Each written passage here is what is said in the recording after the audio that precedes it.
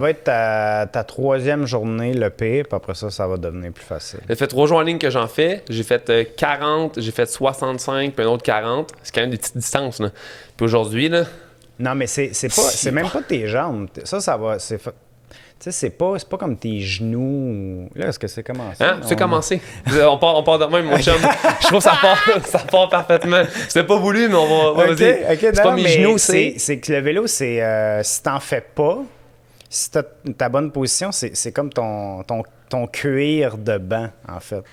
Mais tu parles... C'est pour ça que je te dis ta troisième journée, ton cuir ou ton spa, là, et ton épaisseur qui est pas habitué d'être comprimé. Là, moi, j'ai lu Butterbutt ou genre ouais, mais ça, c'est d'hydratation. plus pour la friction. Ça va pas t'aider au niveau de la couche. Mais si tu prends... Bon, là, on n'a pas mis en contexte, là, mais mettons dans mon tour du monde en vélo, moi, j'avais pas de chamois, j'avais pas de...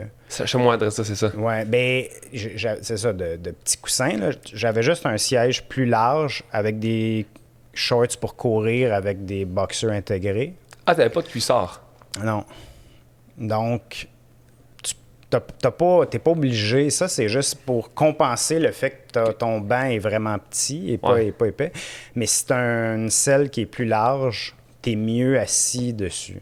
Puis je trouve, en fait, c'est que plusieurs jours, si tu peux pas le laver, ton cuissard, ton chamois, il devient un peu pourri. Hein? Ben, c'est ça aussi, là. Nous autres, on va dans le nord, fait que là... Ça sèche pas. On va pouvoir, comme, tu sais, on va peut-être faire le feu le soir, mais encore là, le temps que ça sèche, quand même épais. Ouais, c'est ça. Fait qu'au début, je le lavais, mais je trouve, moi, je suis plus là-dedans, puis là, je me sens comprimé. Si j'en fais une journée, si je fais du vélo de montagne, j'ai le cuissard, parce que tu peux le laver ou tu peux faire une rotation. Mais si tu pars plusieurs jours, 2 shorts de course, puis je les alternais. Puis ça sèche super Ah oui, vite. c'est ça, exact, polyester ou dry fit, peu importe. Mais c'est ça. Donc, il faut juste que tu te fasses ta petite cuirasse ou ton... Je me prépare là, comme là, j'ai mal à la cuirasse en ce moment. Là. Ouais. En ce moment, tantôt, j'ai pris ma douche. Oh! La cuirasse est irritée, là. Ouais. Je l'ai senti. Fait là, je me dis, 10 jours d'affilée de vélo, j'imagine pas comme tu as fait 4 ans, mais sûrement que tu viens avec une genre de...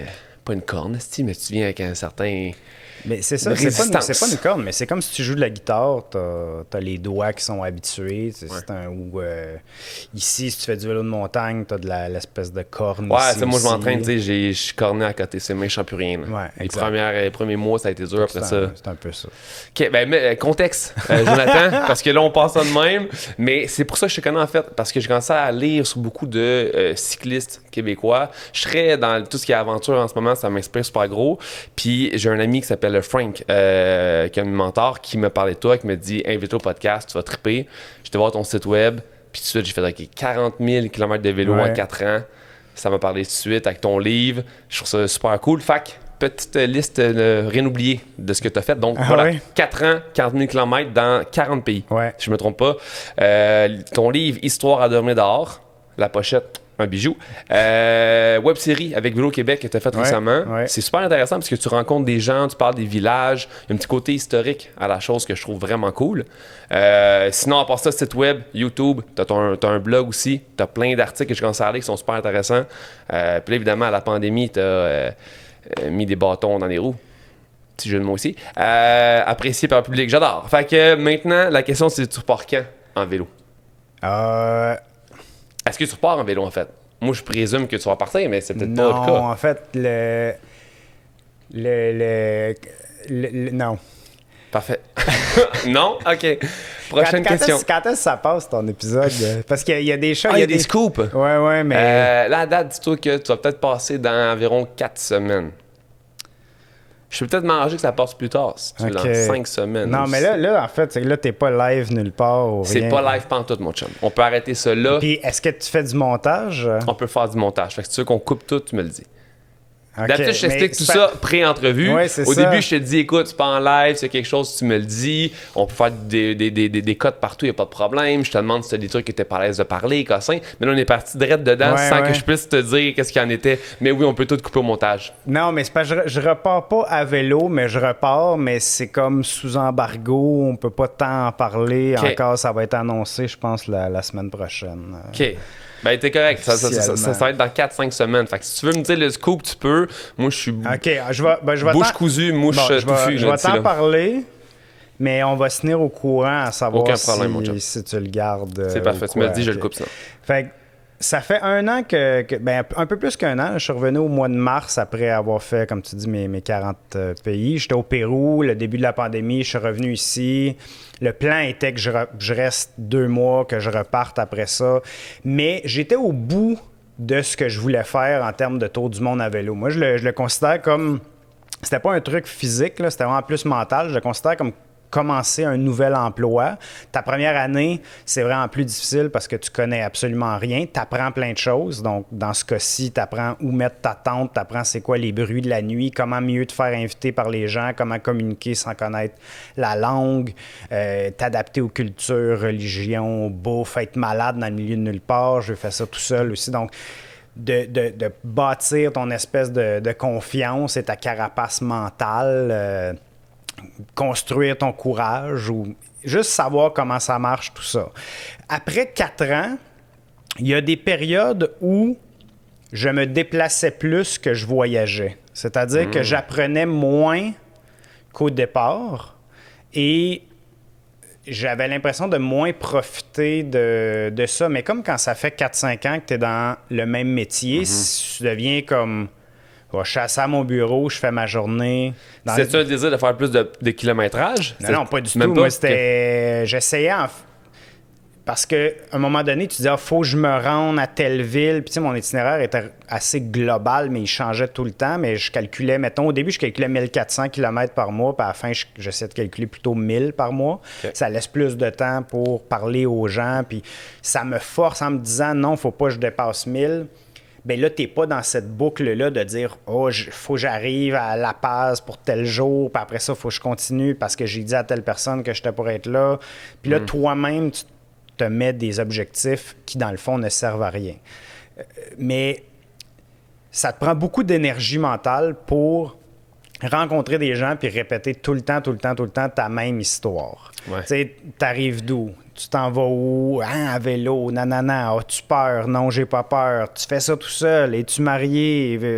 Puis là, ça prend tout le temps une demi-heure avant de rentrer dans quelque chose de plus intéressant ou de différent avec les gens que je rencontrais. Donc ça prend de l'énergie. Puis à un moment donné, tout le temps dormir dans la tente ou t'es malade, évidemment, plus souvent qu'ici. Bref, après 4 ans,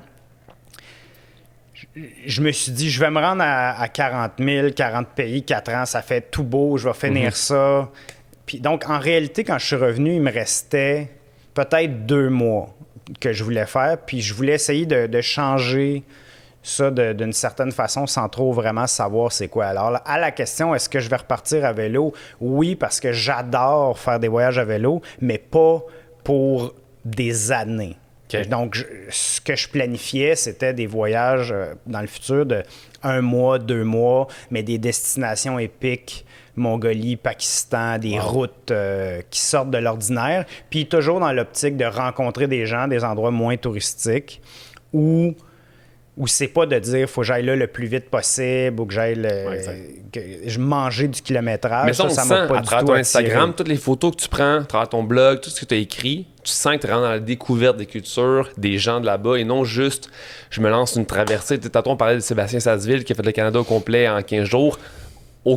Aucune connexion à travers le Canada avec personne. Il n'y a pas le temps. Ça. Mais en même temps, c'est un exploit totalement différent. Mais ce que j'aime de toi, c'est que tu es vraiment quelqu'un qui va explorer les cultures, qui le met de l'avant. Fait que pour moi, c'est vraiment aussi intéressant que quelqu'un qui fait juste de la performance. T'sais. Bien, je pense qu'il y a des gens... Moi, de un, je serais pas capable de faire ça là, parce que je me considère... Je regarde ta liste d'invités puis je me dis, j'ai pas rapport là-dedans. Là, je suis zéro un athlète. Non, mais je suis pas... Tu sais, j'étais choisi dans les derniers, là, au primaire, secondaire, dans les sports d'équipe, mais moi, ce qui me motive et qui est mon moteur, c'est la curiosité. Puis ce voyage-là, c'était pas... Le vélo, c'est juste pour se rendre d'un point A à un point B d'une façon assez lente et assez à la merci des éléments pour attirer les gens ou, moi, me rendre à eux dans des endroits qui sont même pas accessibles, des fois en autobus, en auto, en train, n'importe quoi. Donc, à vélo, tu peux te rendre partout, puis c'est beaucoup plus vite que marcher. Donc, c'est ça l'objectif. Fait que tout ça pour dire, là, puis je reviens à ta question là, d'espèce de scoop, c'est que ça fait 1 an et plus que je dis non, je repartirai pas. Je suis très bien ici. J'aime ma vie. Il y a le truc de route verte dont on pourra parler davantage aussi pour Vélo Québec. Et là, il y a quelques semaines, j'ai vu passer un truc de Airbnb, ça s'appelait Live Anywhere. Puis avec les gens qui maintenant font du travail à la maison, tu as le droit de... leur message, c'est vous pouvez travailler à la maison, mais de n'importe où dans le monde. Donc, ils veulent faire la promotion de ça. Là, j'ai écrit, j'avais pas beaucoup de temps, ils m'ont répondu OK, on t'a fait la première sélection, fais une vidéo.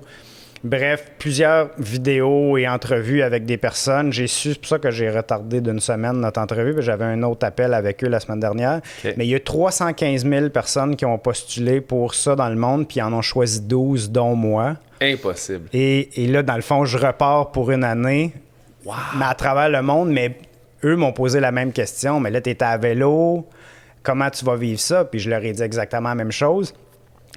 C'est difficile mentalement de toujours être en déplacement. Donc, je veux continuer d'apprendre, de pousser ma curiosité puis d'expérimenter des nouvelles cultures. Mais avec ce projet-là, ça me permet d'être 1 mois, 6 semaines au même endroit, dans la même ville, ou au moins dans la même région. Et de continuer à trouver des histoires, mais pas en ayant où est-ce que je mets ma tente, puis j'ai le soleil, puis la pluie, puis dans le désert, puis tout ça. Fait qu'avec un peu plus facile. Mais là, tu vas travailler pour Airbnb, dans le fond. Non, en fait, je vais travailler pour moi, mais je vais leur donner un peu du contenu? Ben, honnêtement, je suis même pas exactement certain, fait que tu garderas ce que tu veux, mais je leur donne mon espèce de rétroaction sur c'est quoi travailler à l'étranger. OK.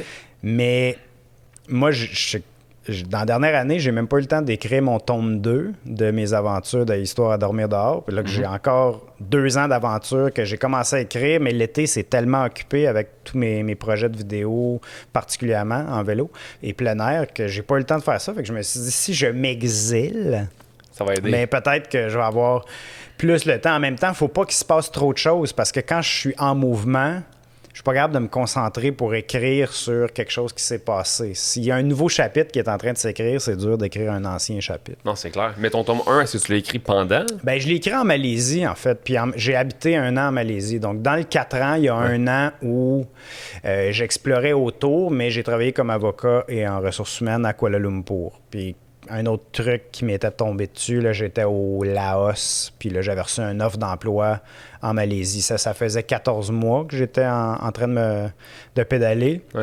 Puis ils m'ont dit, veux-tu être avocat? C'est une compagnie française. Puis là, j'ai arrêté. Donc, j'ai écrit sur mon blog que j'étais pour arrêter pour une période indéterminée en Malaisie. Puis là, j'ai reçu quelques offres pour écrire un livre et puis j'avais déjà ça dans la tête. Donc, j'ai écrit un manuscrit, puis il était publié chez Vélo Québec. Puis après ça, j'ai décidé de recontinuer à faire la même chose. Tu as étudié en droit. Oui, en génie puis en droit. Génie en droit, c'est exact. Puis là, en 2016, tu quittes.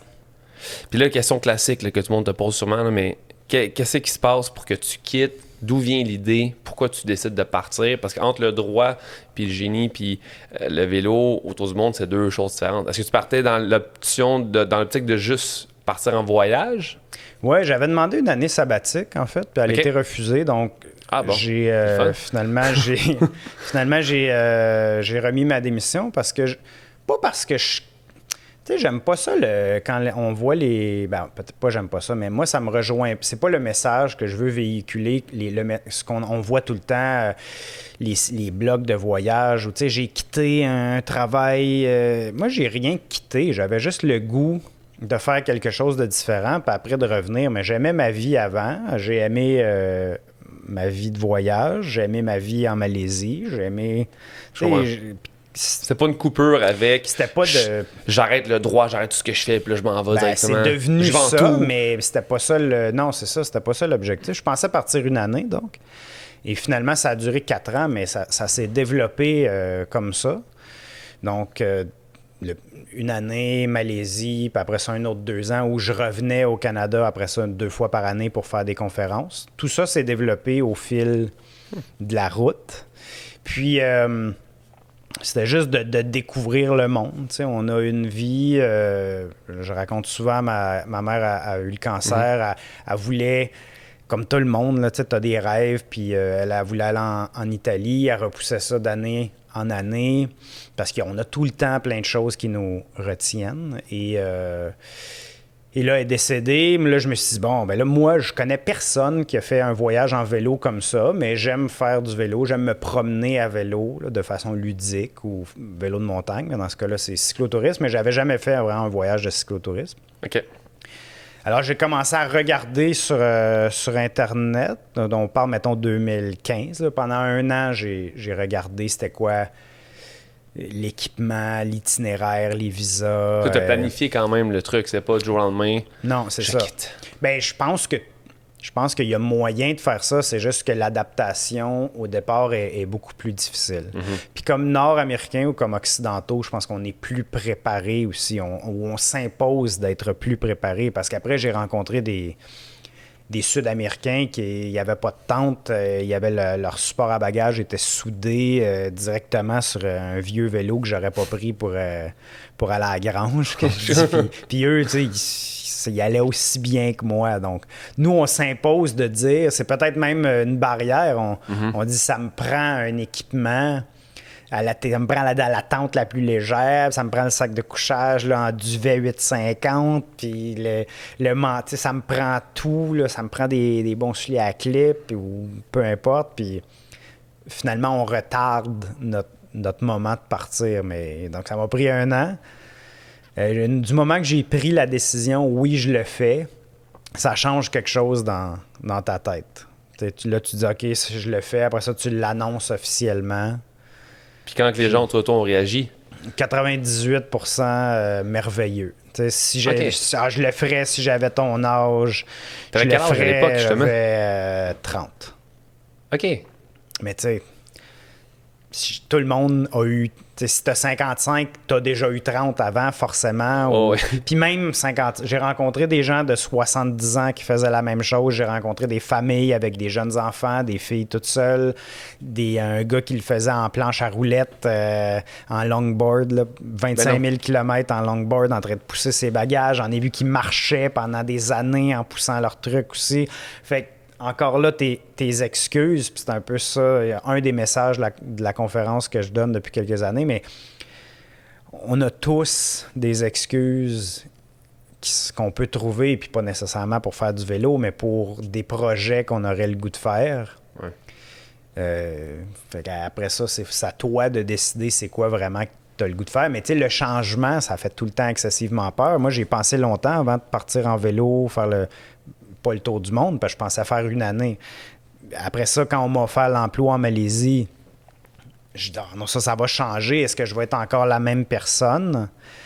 Parce que ça t'apporte une certaine aura de je suis le gars en vélo, toi-même, les autres te voient comme ça, toi tu te mets dans cette boîte-là, je suis un aventurier, mais là si j'arrête dans une ville, est-ce que je vais être encore la même personne? Bien sûr que oui. Après ça, repartir à vélo, ben là j'aimais ma vie. Chaque fois que tu as un changement, ça apporte un questionnement sur comment les autres vont me percevoir, comment toi tu vas te percevoir aussi. Ouais. Puis le confort aussi, tu dis que les gens mettent des barrières, c'est ça justement, on se dit je peux pas partir tant que j'ai pas ça. C'est comme si nous-mêmes on se mettait des fausses excuses puis des faux dilemmes qui sont pas vraiment le cas. Je veux dire, même si t'as pas eu la tente la plus légère, t'aurais quand même sûrement bien du plaisir. T'avais-tu la tente la plus légère ou t'avais pas la tente la plus légère? Ben non, c'est sûr que non, j'avais pas la tente la plus légère, mais tu sais, il y a tout le temps l'espèce de le vélo le plus léger ou la tente la plus légère, ça brise plus facilement. Si t'as la tente qui est ça d'épaisse, c'est sûr qu'elle brise jamais puis l'eau rentre pas dedans. Avec, il faut que tu essaies de trouver ton compromis aussi là-dedans. C'est un dilemme, mais il faut que les gens arrêtent de se mettre des excuses puis des raisons de ne pas le faire, parce que je pense que c'est l'inconfort. T'sais. On est tellement confortable au day-to-day que de dire si je pars faire du vélo, si je pars faire une aventure en kayak, peu importe, je vais être le plus confortable possible dans mon inconfort. T'sais. C'est un peu ça le but. Fait que tu te dis, je vais avoir la meilleure tente, je vais avoir le meilleur suit, je vais avoir les meilleurs souliers, je vais avoir les meilleurs... Mais en bout de ligne, l'aventure, c'est ça. T'sais. Je suis sûr que les Sud-Africains que tu as croisés, ils trippent en crise pareil là, leur vie. Là. Même si c'est pas le vélo le plus nice. T'sais. Ouais, ben, c'est ça. Il y avait tout le temps des crevaisons. Puis, il y avait ça aussi. Là. Mais il avançait, il faisait autant de kilométrage que moi. Mais là, quand est-ce que, pendant ta première année, là, quand est-ce que tu te dis, je vais continuer plus qu'un an? Ça arrive-tu du jour au lendemain? Non, c'est progressif, mais assez rapide parce que je pars en Angleterre, puis là, je me dirige vers la Turquie. L'Europe, c'est quand même assez rapide. Là. Mettons, c'est peut-être 2-3 mois de rendre en Turquie. Okay. Puis, c'est avant l'Asie centrale. Je pense que j'ai écrit un article, puis Asie centrale, là, c'est les stans. Là, c'est à partir du moment où tu attrapes Kazakhstan, Ouzbékistan, Tadjikistan, tout ça. Mm-hmm. C'est début de ça, je pense que je me suis dit, ben dans le fond, c'est comme un déclic. Il n'y a rien qui me retient, qui me ramène à la maison, parce que j'ai pas de maison, j'ai vendu mon auto, matériellement. Et j'ai commencé à écrire à un moment donné pour Vélo Mag, puis pas mal en même temps pour la presse. Fait que je me disais, il y a moyen de faire ça à distance. Ça coûte 25 $ par jour en moyenne, ce qui donne 9 000 par année. T'sais. Pas les grosses dépenses. Bon, je me mets pas des REER de côté pendant cette période-là, mais... Des REER de souvenirs. Tu te mets des REER de souvenirs, c'est ça. Mais t'es 9 000 par année à distance, t'es capable de gagner ça. Donc, je me suis dit, je vais continuer, puis... Mais mettons après 4-5 mois que j'ai décidé ça. Comment que tu écris pour justement des magazines ou des trucs comme la presse? Tu les contactes, eux te contactent? Comment ça se passe? Non, mais je pense qu'il n'y a pas une bonne façon. Moi, j'ai commencé à écrire un blog du départ, puis la raison principale, c'était juste de ne pas envoyer le même courriel à tout le monde. De dire, je suis ici, ça va bien, j'ai rencontré. Puis, j'étais pas un incroyable photographe. Là. Je pense pas que je le suis encore. Mais t'as quand même des très beaux clichés là, sur ton Instagram. Oui, mais tu sais, j'en prends beaucoup pour en sortir. Là, c'est sûr que maintenant, de mieux en mieux, mais ramène-moi, il y a 5 ans, c'est en regardant sur YouTube, là, j'avais pas pris de cours. Puis j'avais juste commencé à faire des photos à cause du voyage. Mais quand je revenais à la maison, j'en prenais pas des photos. Mais là, quand tu es 100% du temps en voyage, c'est sûr que tu t'améliores pas mal vite parce que le soir, tu regardes tes photos dans ta tente, tu te dis, celle-là, je l'ai manquée pour telle raison. Puis après ça, avec les personnes aussi que tu rencontres, souvent, ils sont pas habitués de se faire prendre en photo. Fait que là, tu essaies de découvrir comment tu prends une photo qui a peur d'une personne qui a peur de la caméra, puis tu essaies de les faire rire ou que ça soit, mettons, peut-être un plus petit objectif, plus bas, ou la cacher, ou pas leur mettre dans la face en disant souris. Ah, j'avoue, c'est un détail, ça. Ou ils sont contents, ils sourient, puis là, aussitôt que tu sors la caméra, ils deviennent très, très sérieux, un peu comme nos vieilles photos là, de 19e siècle, où les gens sont... Parce qu'une photo, c'est sérieux, fait qu'ils sont moins habitués à... Mais bref, tout ça, c'est des trucs... Que tu découvres, puis t'en manques plein, là, tu sais. T'en prends, puis à un moment donné, il y en a une qui sort correct, mais... fait qu'écrire, bon, mais ça commence avec le blog, puis là, les gens partagent, ça devient plus gros, puis à un moment donné, c'est quand j'étais c'était au Kirghizistan, j'avais écrit à Patrick Lagacé, puis là, lui a fait un article sur moi, puis c'est à partir de ce moment-là que ça a vraiment pris plus de... Ampleur? Ouais, que c'est en...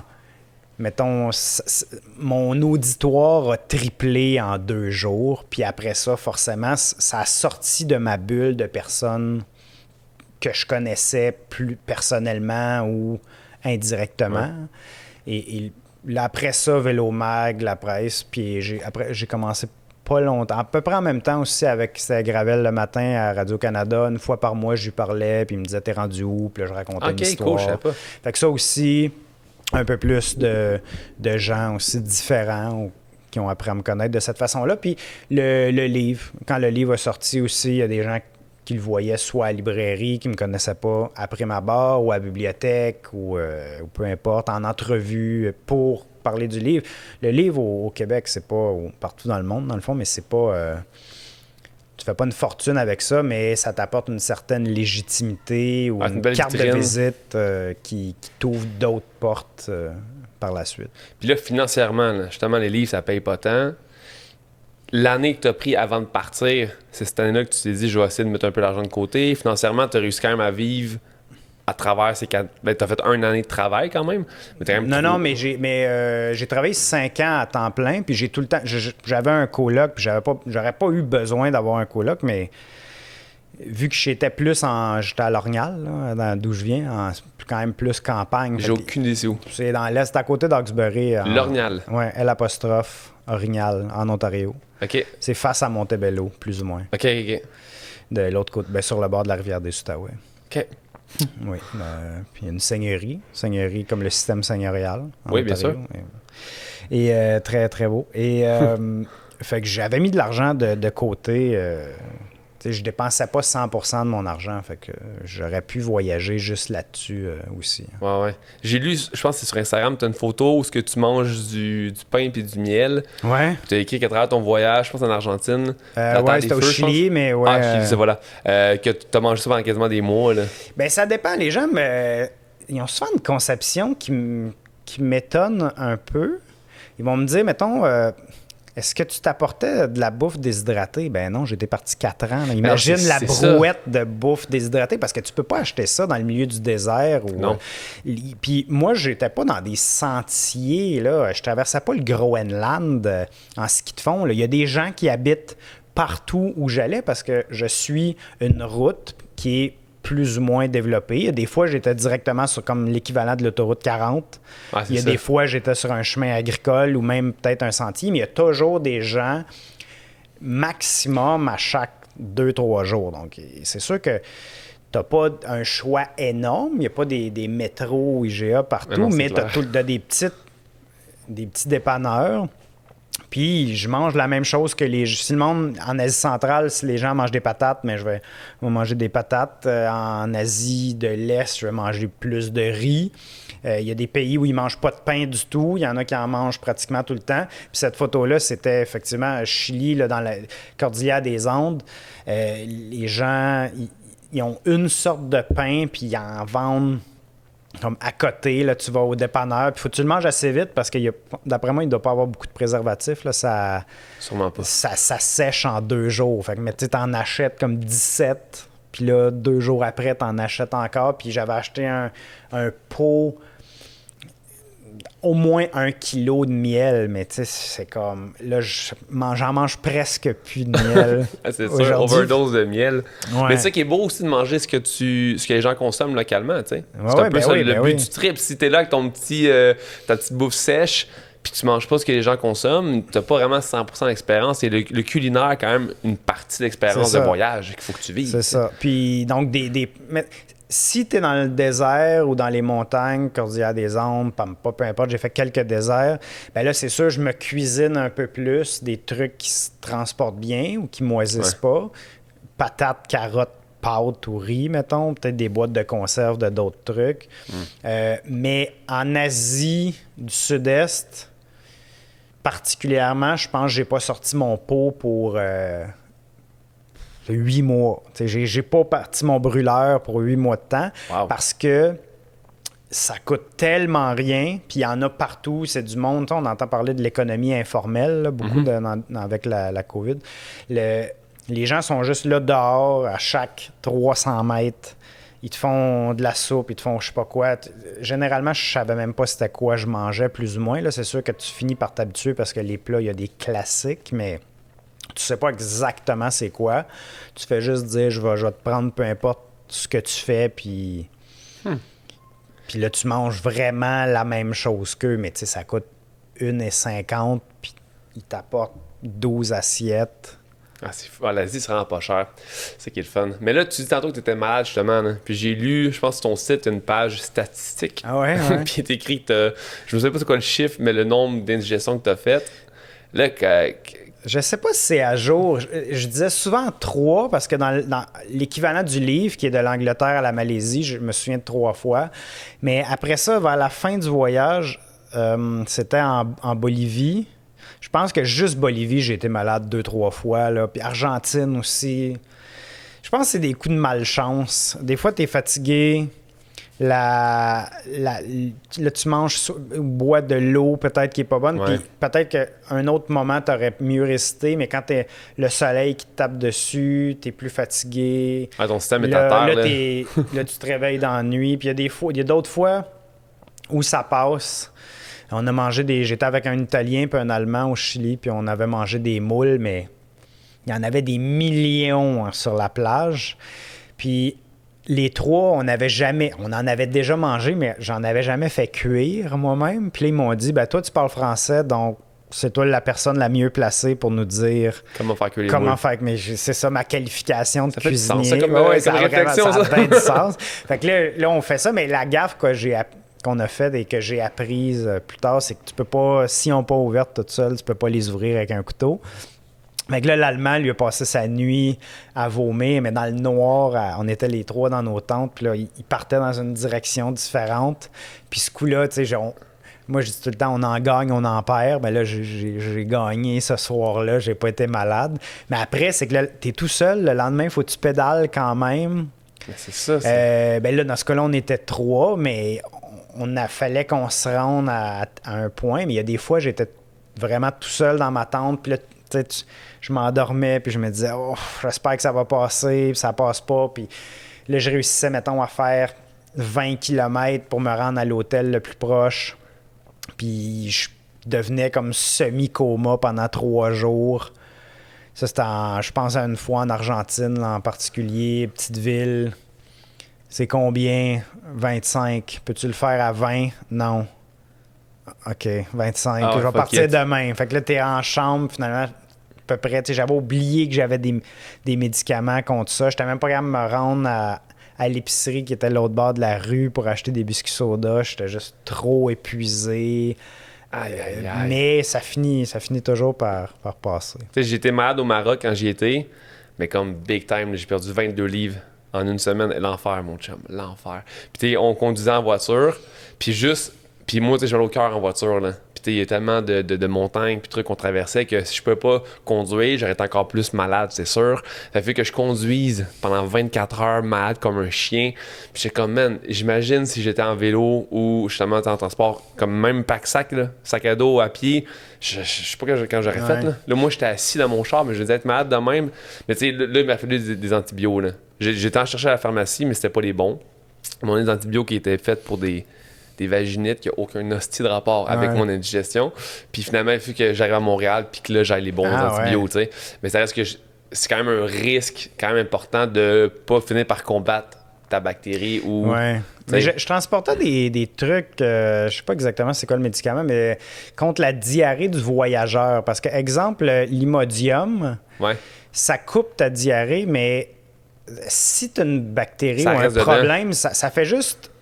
Ça reste là. C'est ça. Après, dans 24 heures ou peu importe, quand ton Imodium, son effet se termine, là, ça ressort 4 fois pire parce que c'est comme si ça avait juste attendu. Fait que là, dans ce cas-là, quand ça passe pas, tu prends quelque chose qui tue ta flore intestinale, bon comme mauvais. Des trucs de même, là. Je me rappelle pas, mais je m'étais fait donner ça au début. Mais j'en ai pas pris tant que ça. Quelques fois, mais il ne faut pas t'en prendre trop, parce que là, ça peut vraiment te détruire ta flore bactérienne. Mais pour répondre à ton histoire, à ton anecdote, je pense que c'est pratiquement moins pire en vélo parce que, tu sais, si tu voyages en sac à dos, ça peut t'arriver aussi là, dans plein de pays, de l'eau, la nourriture. Puis là, quand tu es dans l'autobus puis que tu te sens pas bien, en vélo, tu es maître de...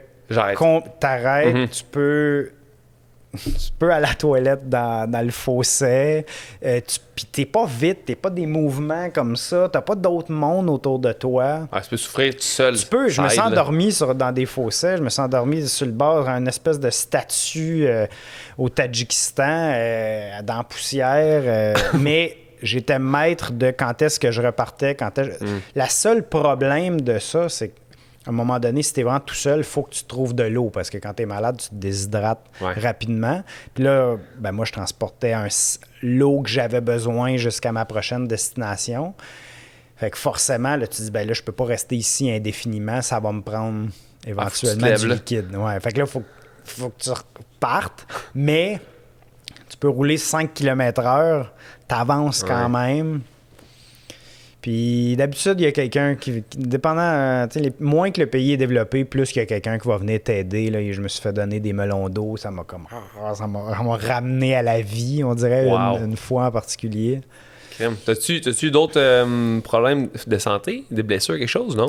Non, non. J'ai tombé plusieurs fois de mon vélo, mais... À cause du stock ou à cause du vent? Non, j'ai vu qu'il y a des rafales à 80 km/h. Non, mais plus que ça. 80, c'est le niveau normal. Une journée normale, il y a du vent à 80 km/h. C'est comme 5 km/h ici. Ça, c'est dans le terre de feu, là, Argentine et Chili. Je suis arrivé dans une ville. Les villes sont très, très, très, très éloignées aussi l'une de l'autre. Et là, j'arrive, c'est impossible d'avancer. Il faut que tu pédales comme ça ou que tu peux rien écouter. C'est comme t'es sur l'autoroute, tu te sors la tête, puis t'entends rien tellement que le vent est fort. Puis évidemment, tu l'as d'en face là, parce qu'il souffle du nord. Évidemment. Là, j'arrive dans la ville, peut-être fait comme 23 km dans la journée. Puis là, je dis, voyons, ça n'a pas de bon sens. Je dis ça à une dame qui louait. J'étais arrêté une crèmerie. Puis là, il avait dit, la dame là-bas, elle loue des chambres. Il n'y a rien d'annoncé. Là, tout le monde se connaît. Va chez Monique. Puis là, tu loues. Tu cognes à la porte. Ils m'ont dit que tu louais une chambre. Parce que le vent est juste tellement énorme que tu peux même pas mettre ta tente. Ça va déchirer. Fait qu'il faut que tu trouves un mur de béton quelque part ou un ancien abri d'autobus ou quelque chose juste pour te protéger. Bref, je rentre là, je fais du petit chit-chat, j'ai dit crème 80 km/h le vent aujourd'hui. Elle dit c'est quoi ton point, comme c'est juste normal. Tu sais, d'habitude, une bonne journée, c'est mettons, je sais pas, 100-120. Tabarouette, en vélo, ça n'a pas de bon sens. Ben oui, c'est ça. Fait que là, il y a des endroits que ça pédalait juste pas. Il fallait que je pousse. C'est sur le plat à perte de vue. Puis fallait que je pousse mon vélo dans la gravelle parce que je n'étais même pas capable de pédaler. Sur de l'asphalte, tu as un petit peu plus de grip.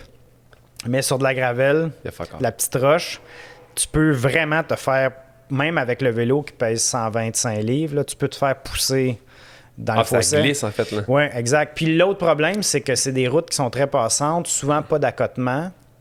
Et là, quand il y a un gros camion qui passe, ça bloque le vent pour une demi-seconde. Mais toi, tu roules comme ça, tu sais, bien penché pour contrer le vent qui te pousse. Puis là, le camion arrive, mais là, tu fais... tu peux te ramasser. Fait qu'il faut que tu prévois, OK, quand il va me dépasser, je vais... Genre balancer mon corps. Pour pas me retrouver dans le fossé. Puis là, partout sur le chemin, t'as plein de croix de monde décédé. C'est la route. Tu sais, on se souvient de toi, Julio. Puis là, t'es comme, oh man, pourquoi je suis... C'est drôle, ça. Y a-tu d'autres places que t'as pas pris en considération des aspects comme ça? Comme le vent ou... Partout. Okay, je prenais jamais en considération. Mais tu tapes pas genre Google... Ben oui, puis non. Parce que ça, c'est des... En vélo, il y a la partie des gens qui vont, mettons, à Ushuaia versus Berlin est pas mal minime. Puis la partie des gens... Ushuaia, c'est la ville la plus au sud dans la Terre de Feu, là, complètement au sud de l'Amérique du Sud. Mais quoique cette ville-là est un peu plus connue là, parce qu'il y a un aspect bout du monde. Mais mettons Rio Cuarto en Argentine. T'en trouveras pas de l'information sur cette ville-là. Fait quand même que tu trouves quelqu'un, ben là, peut-être qu'il est allé. L'autobus est à telle place. Je m'en fous, il est où l'arrêt d'autobus? En vélo, ça se passe comment? Mais même là. Chacun a sa propre expérience personnelle aussi. Puis rendu après, peut-être, oui, j'ai fait beaucoup de préparation avant, mais du moment que tu sais que tu es capable, tu es complètement indépendant en vélo, que tu as confiance en ton matériel, que tu as confiance en toi-même, en tes jambes, tu as assez d'eau, tu as des sacs de ramen si jamais j'avais ça en backup ou peu importe, des trucs qui se perdent pas. Ben, j'ai une grosse marge de manœuvre, là. Tu sais, j'ai, mettons, 4-5 jours que je peux être en totale indépendance. Fait que même si ça avance pas du tout...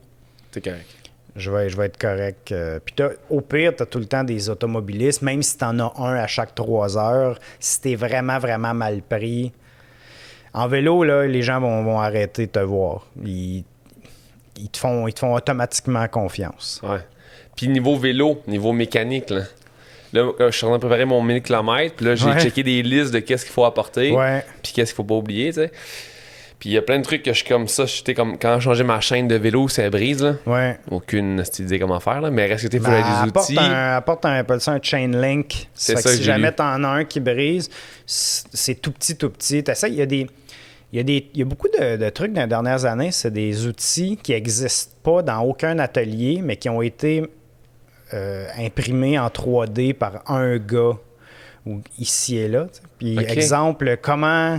Là, c'est super technique, là, mais comment enlever ta cassette? Si tu as un rayon qui brise sur ta roue arrière, il faut que tu enlèves ta cassette en arrière, là, ton engrenage, pour pouvoir... Mais en réalité, pour enlever ça, ça te prend 3 gros outils. Ça te prend celui qui rentre, ça te prend le chain whip, le fouet à chaîne, ça te prend ta grosse clé. En atelier, tout le monde a ça, mais là, je ne traînerai pas ça au cas. Fait que là, tu trouves un mini outil que tu peux utiliser ta roue pour bloqué, puis c'est en métal, puis là, tu peux déverrouiller ta cassette, puis après ça, je l'ai traîné pendant 4 ans, je ne l'ai jamais utilisé, mais si j'avais eu à l'utiliser, je l'aurais eu, puis c'est pas ultra lourd. Mais en réalité, même ça, dépendant quel chemin il va, si tu as quelqu'un qui passe en auto, tu peux te faire amener au prochain atelier. Fait que c'est pas si dramatique que ça. Mais dans le Nord, il n'y a pas d'atelier de vélo. Non, ça. exact. C'est ça que je veux être sûr de ne pas rien oublier. Une personne avec... Mais on a un char qui nous suit tout le long. Là. Ah, ben là, t'es gras dur, t'as rien besoin de planifier d'avance, c'est un auto. Je veux partir au mois de mars également quelque part. J'ai regardé l'Argentine en vélo, une coupe de place, puis je sais pas où aller, mais je vais quand même me guérir tout de suite. T'as juste besoin... Ben Argentine, là, si t'es dans Pampa, parce que le problème de l'Argentine, c'est que c'est extrêmement vaste.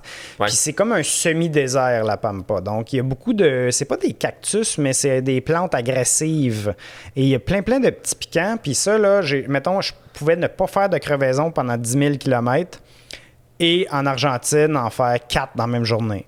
Parce qu'aussitôt que je sortais de l'asphalte, ça, c'est pris partout, là, des petites épines comme ça, puis là, ça rentrait. Fait que si tu veux faire un voyage comme ça, très important, des pneus tout le monde a les Schwalbe Marathon, pour être très précis.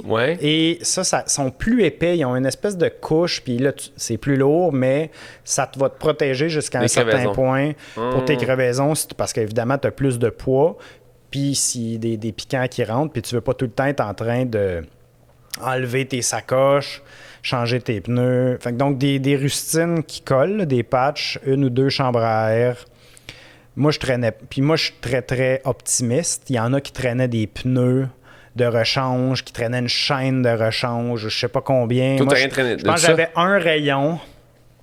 J'en ai jamais brisé un. Mais ça, du départ, je suis pas énorme non plus. Donc, à mon poids, c'est vraiment moins pire que quelqu'un qui pèse 80 livres de plus que moi sur le vélo. Ça peut faire une différence aussi. As-tu d'autres bris mécaniques que t'as pas prêtes? Pratiquement pas. C'est des trucs que je changeais d'avance. Mettons, si je voyais que mon pneu était rendu vers la fin de vie, je le poussais pas. Même chose pour ma chaîne. Si des gens venaient me joindre ou si je voyais qu'il y avait une plus grosse ville, là, j'allais voir pour un morceau en particulier. Mais les pneus... Il y a des pays où tu peux pas acheter tel pneu. Puis, donc, ça dépend tout le temps de la durée, combien de temps tu es parti, mais si tu achètes de quoi qui est correct ici, ça va te durer assez longtemps. Une chose, mon support à bagages au Tadjikistan avait brisé, les routes sont très mauvaises. En fait, c'est pas le support, c'est la vis qui tient le support dans le vélo. Elle avait brisé à l'intérieur, puis il y avait quelqu'un juste en face de où c'est arrivé, qui est venu me voir, qu'est-ce que tu fais? Mais tu sais, dans le milieu des montagnes au Tadjikistan. Là, lui, il est comme, qu'est-ce que tu fais? Et il a réussi à sortir ma vis parce que quand même, j'aurais probablement pas pu continuer sans ça. Tu sais, si tu mets, je sais pas, 50 livres sur une vis, c'est sûr que ça penche comme ça. Puis à chaque, tu sais, j'aurais fini par briser l'autre. J'ai été très chanceux. Sinon, j'ai rien brisé. Pas brisé un rayon. Je fais des crevaisons, mais c'est tout. Je disais tantôt que j'avais tombé, mais c'est ma faute. C'est pas des grosses débarques. C'est parce que j'écoutais tout le temps des podcasts. Et, mettons, une fois en particulier, ou quelques fois, mais souvent des longues routes, il n'y a rien qui se passe. Tu montes pas. C'est très, très répétitif. Alors, mon podcast terminait, je sortais mon téléphone comme ça pour choisir le prochain en regardant un peu où j'allais. Il n'y a pas de circulation, il n'y a personne. Puis là, mon pneu débarquait de l'asphalte. Puis là, à un moment donné, j'ai passé par... Ça, c'était en Thaïlande, donc à gauche. Et j'ai passé par-dessus mes poignets, mais je passais tellement de temps sur mon vélo que c'était pareil comme être assis à une chaise d'ordinateur. C'est comme... J'ai passé par-dessus mes poignets parce que le vélo a tombé dans le fossé, mais instinctivement, je me suis déclippé puis j'étais debout sur l'asphalte, encore avec mon téléphone dans les mains. Tu ne fais qu'un avec ton vélo, Jonathan. Je ne pour fais ça. qu'un. Si tu me parles d'une des plus belles rides de vélo ever, là, une place que c'est un segment de route, whatever, à travers tous les 40 000 km qui t'a marqué, là, t'as eu une émotion. J'en ai un, mais le premier auquel j'ai pensé à ta question, c'est il y a une route, ça rejoint ta question de est-ce que tu te préparais d'avance. Donc, je suis à Taïwan, une île revendiquée par la Chine, au large de la Chine. Et j'écris, donc là, ça fait, je sais pas, 2 ans que j'écris pour ou 1 an et demi, peu importe, avec le Vélo Mag. Je communique avec Jacques Sénéchal, qui est le rédacteur en chef de Vélo Mag. Puis je dis, j'aimerais ça aller dans montagne. Donc, à telle ville, je vais tourner à gauche. Taïwan, c'est pas immense, mais il y a 300 pics qui dépassent les 3000 mètres au centre de l'île. C'est vraiment, vraiment comme ça. Donc, tu peux faire le tour de l'île, mais j'ai dit, je veux pas juste me promener sur le bord de l'eau, je veux aller dans les montagnes. Là, il me dit, tu t'en vas faire le KOM. Là, je sais pas, mais c'est quoi le KOM? Là? J'ai vu que ça montait, tel chemin montait dans les montagnes. Toi, t'as pas checké le dénivelé, là? Et le KOM, ça s'appelle King of Mountain. C'est un type de course que tu pars au niveau de la mer ou tu pars à un certain niveau et tu fais que monter. Et là, je tape KOM Taïwan sur YouTube. Puis là, je vois des Britanniques qui étaient allés là pour faire un reportage pour la course de vélo. Puis ils disent « It's the hardest climb on the planet! » Puis là, je dis « Ah, ben, OK, all right. » Et là, il explique. Le premier 20 km, ça monte. Le deuxième 20 km, ça monte plus. Le troisième 20 km, ça monte plus. Puis c'est 100, un peu en haut de 100 km. Ça termine à 27% d'inclinaison. Mais ça n'arrête jamais de monter. Ça fait juste comme ça.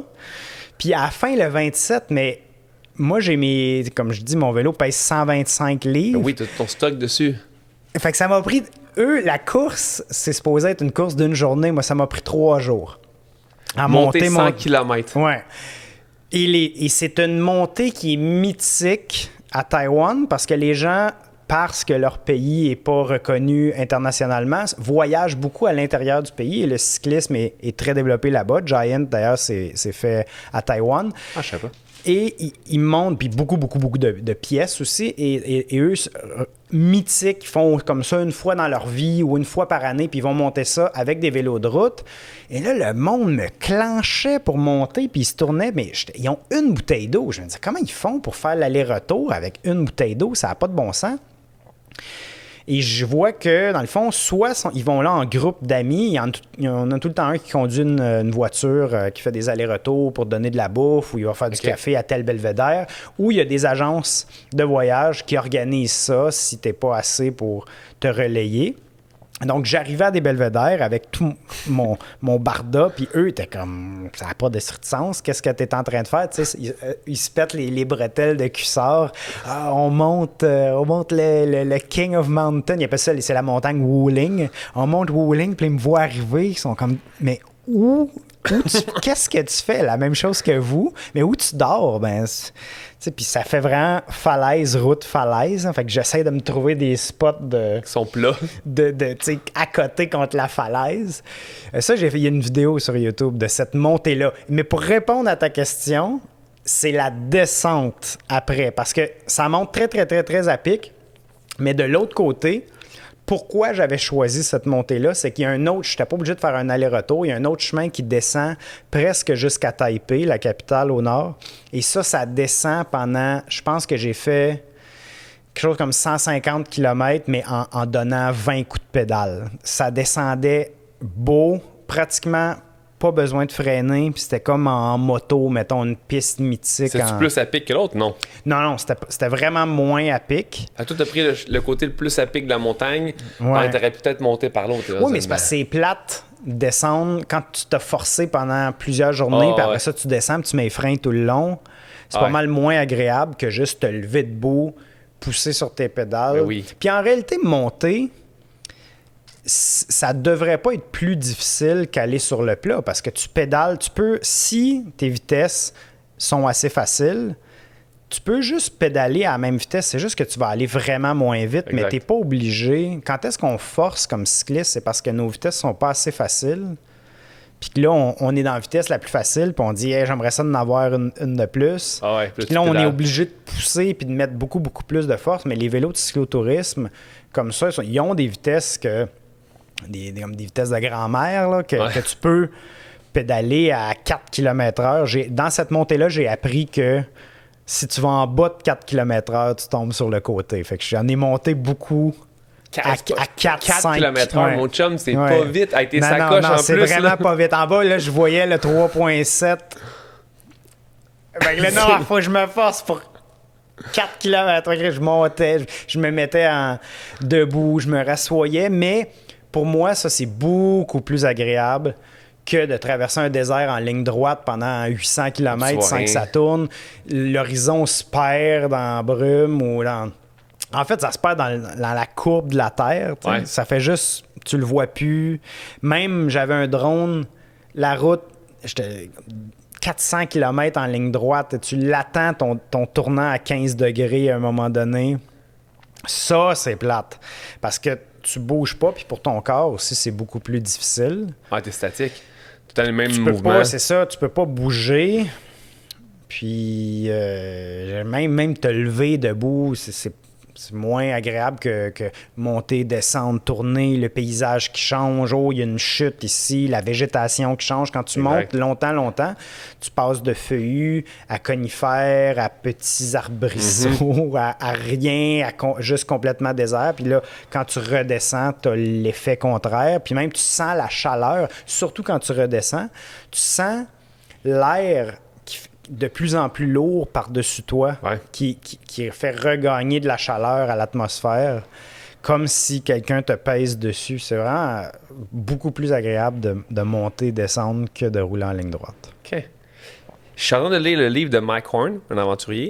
Oui, qui est pas mal plus extrême. Ah, lui, t'annonces ça. Comme de la glace d'en face. Oh, ben lui, t'as vu, lui, il s'en fout de... Ben, il se fout pas des cultures, mais il est pas là pour ça, tu sais. Tant mieux s'il croise des gens, des indigènes, mais tu sais, il passe dans des places où il n'y a pas vraiment de culture. Lui, il veut prendre le chemin le plus rapide tout le temps, tu sais. Fait que souvent, il passe pas où il y a des villes, tu sais. Mais c'est pour ça que là, en ce moment, dans le livre, je suis rendu, il fait le tour de la Terre au complet, là. 40 km en suivant l'équateur, là, tranquille.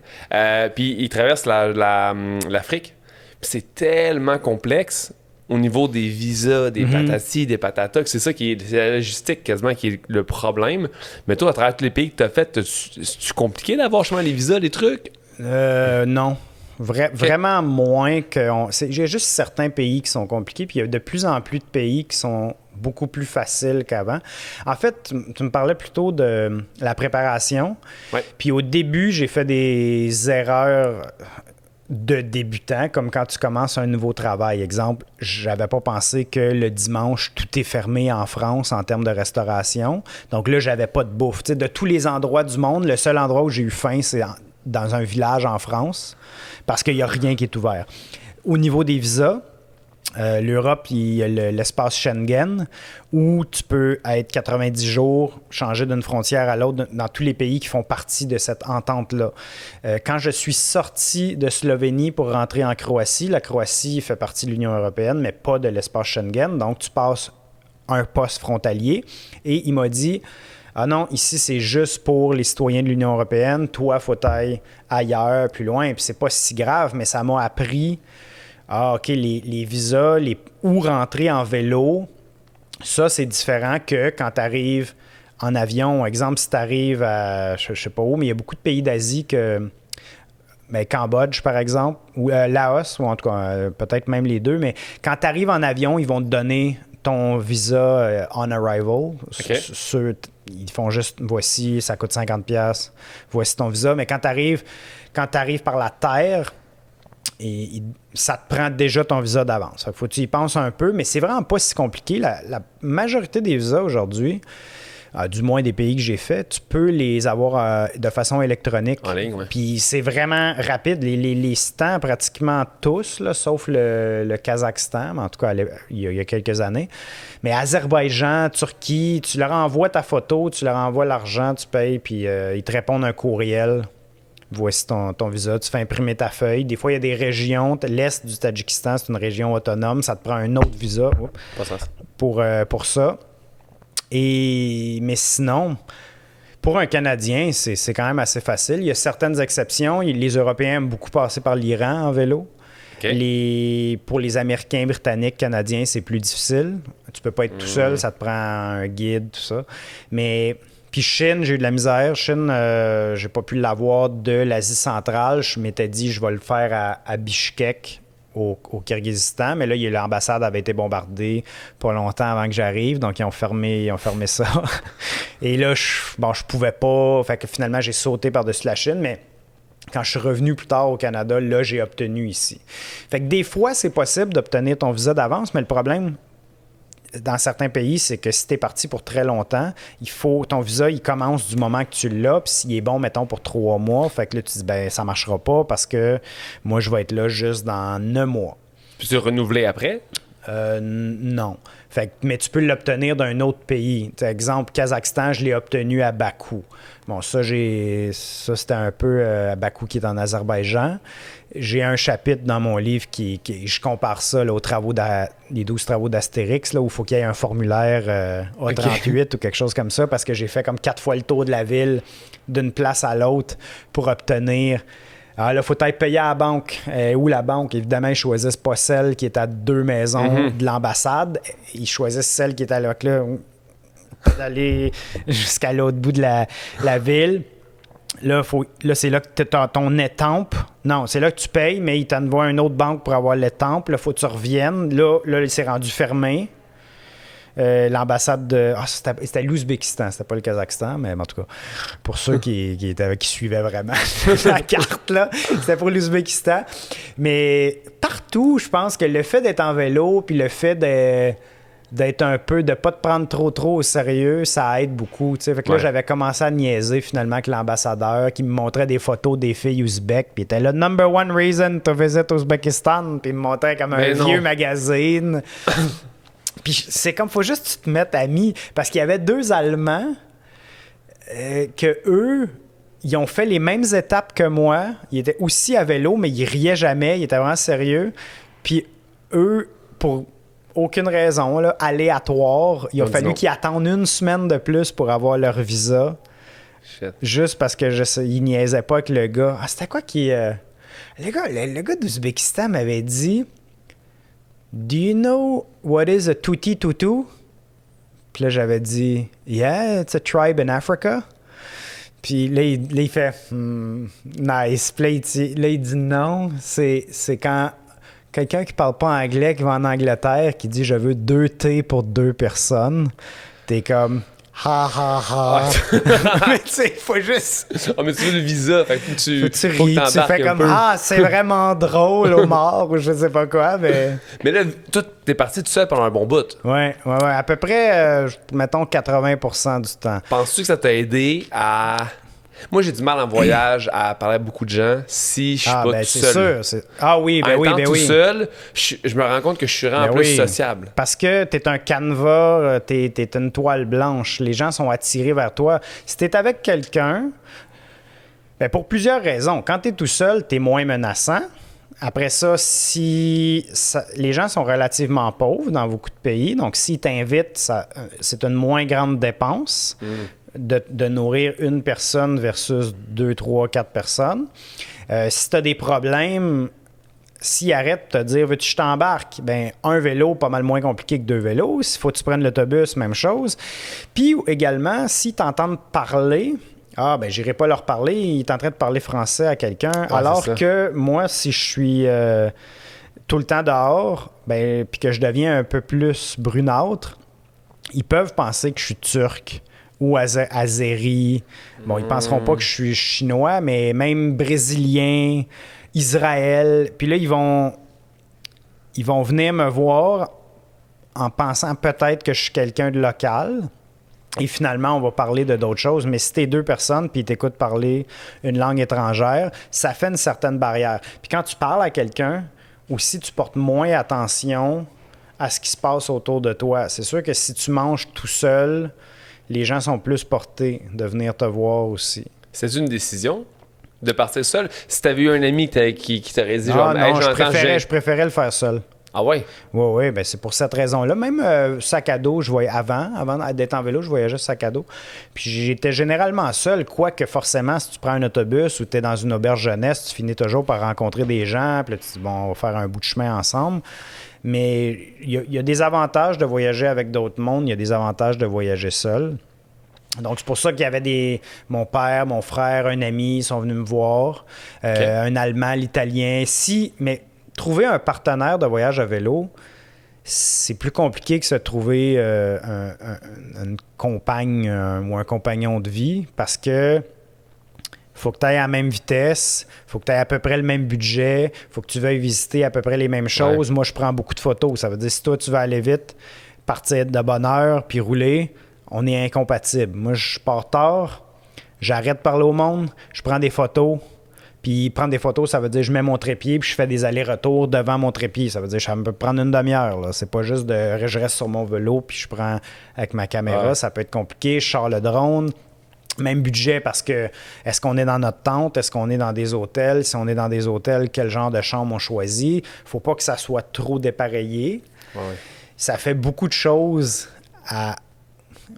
pour lesquelles il faut s'entendre entre nous. Ou le budget aussi pour où est-ce qu'on mange? Est-ce qu'on cuisine nous-mêmes? Est-ce qu'on va tout le temps dans des restaurants?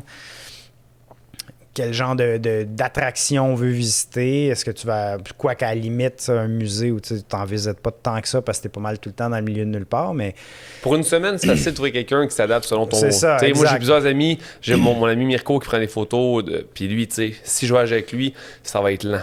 Mais faut pas que toi, ça te dérange. Non, c'est ça. Mais je choisis mes voyages, tu sais. Ouais. J'ai le goût de faire un voyage qui rend plus sportif, qui est plus... On traverse quelque chose rapidement.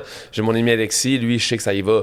Mais si je veux de quoi plus lentement, puis je veux découvrir la culture, Mirko est comme toi, c'est quelqu'un qui prend des photos, qui parle avec tout le monde. Ouais. Je sais que lui, ça va être plus lent, mais je vais peut-être plus apprécier justement le moment présent puis être là. Fait que je pense que, mais tu sais, partir un an avec quelqu'un, je suis en train de penser à qui je pourrais partir pendant un an, là.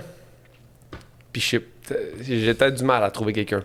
Tellement que c'est c'est tellement précis, puis tu peux vraiment, si tu es tout seul, tu peux mettre le voyage exactement à ton image aussi.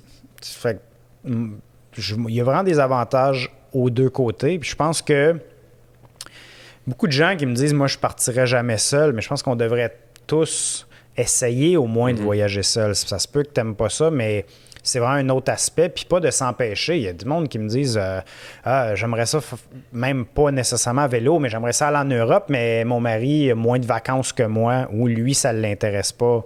Mais tu sais, limite-toi pas. Mais non.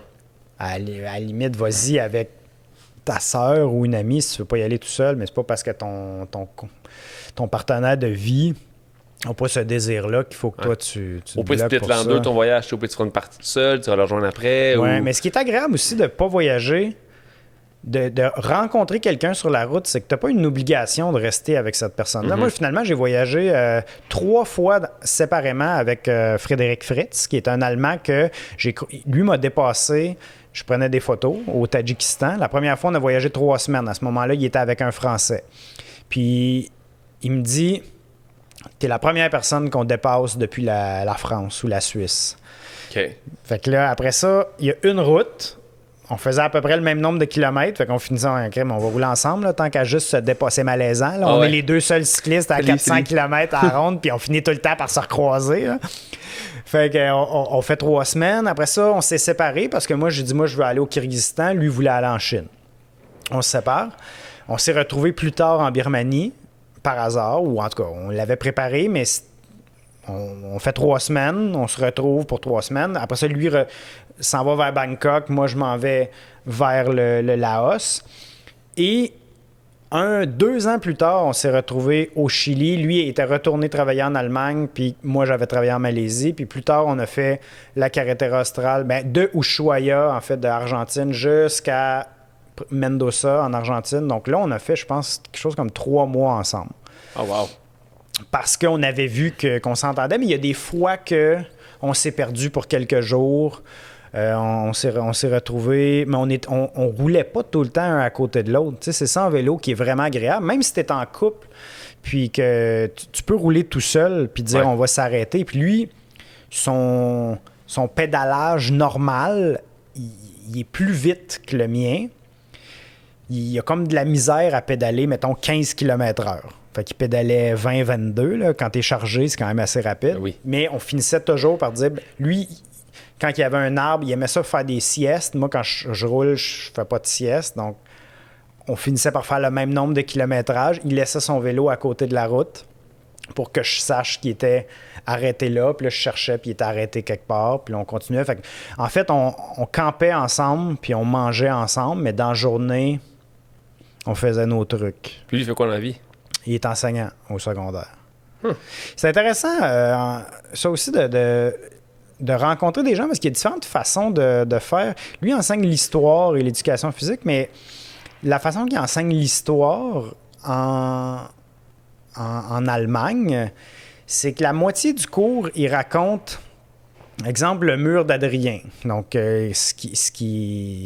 ou les frontières romaines. Le mur d'Adrien, c'est la frontière romaine qui sépare encore aujourd'hui l'Angleterre de l'Écosse. Okay. Et les Romains bâtissaient des murs partout autour pour délimiter leur empire. Et donc, au début, ils enseignent ça, un concept historique. Mais au lieu de faire juste des dates, puis une après l'autre, puis on apprend comme ça, la deuxième partie, ils font une discussion à l'école. Et donc, ils disent, OK, comment est-ce qu'on peut faire avec les étudiants? Qui peut me dire comment ce concept-là se traduit aujourd'hui? Puis ils vont parler, mettons, de la crise des Syriens, de l'Union européenne. Il n'y a peut-être pas un mur physique, mais il y avait le mur de Trump aussi il y a quelques années, ce genre de choses. Le mur à Israël, il y a des murs physiques, il y a des murs, des frontières, des postes frontaliers.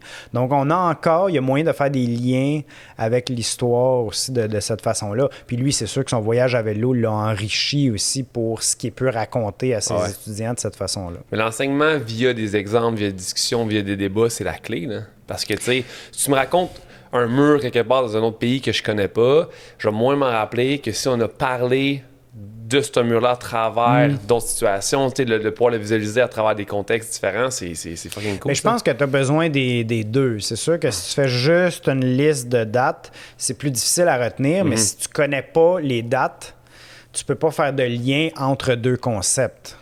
Il faut que tu saches qu'un événement est venu avant l'autre pour pouvoir les mettre pour pouvoir savoir que un a découlé l'autre. Exact, c'est ça. Niveau rêve, là, t'as l'air d'aimer l'histoire quand même, tu sais.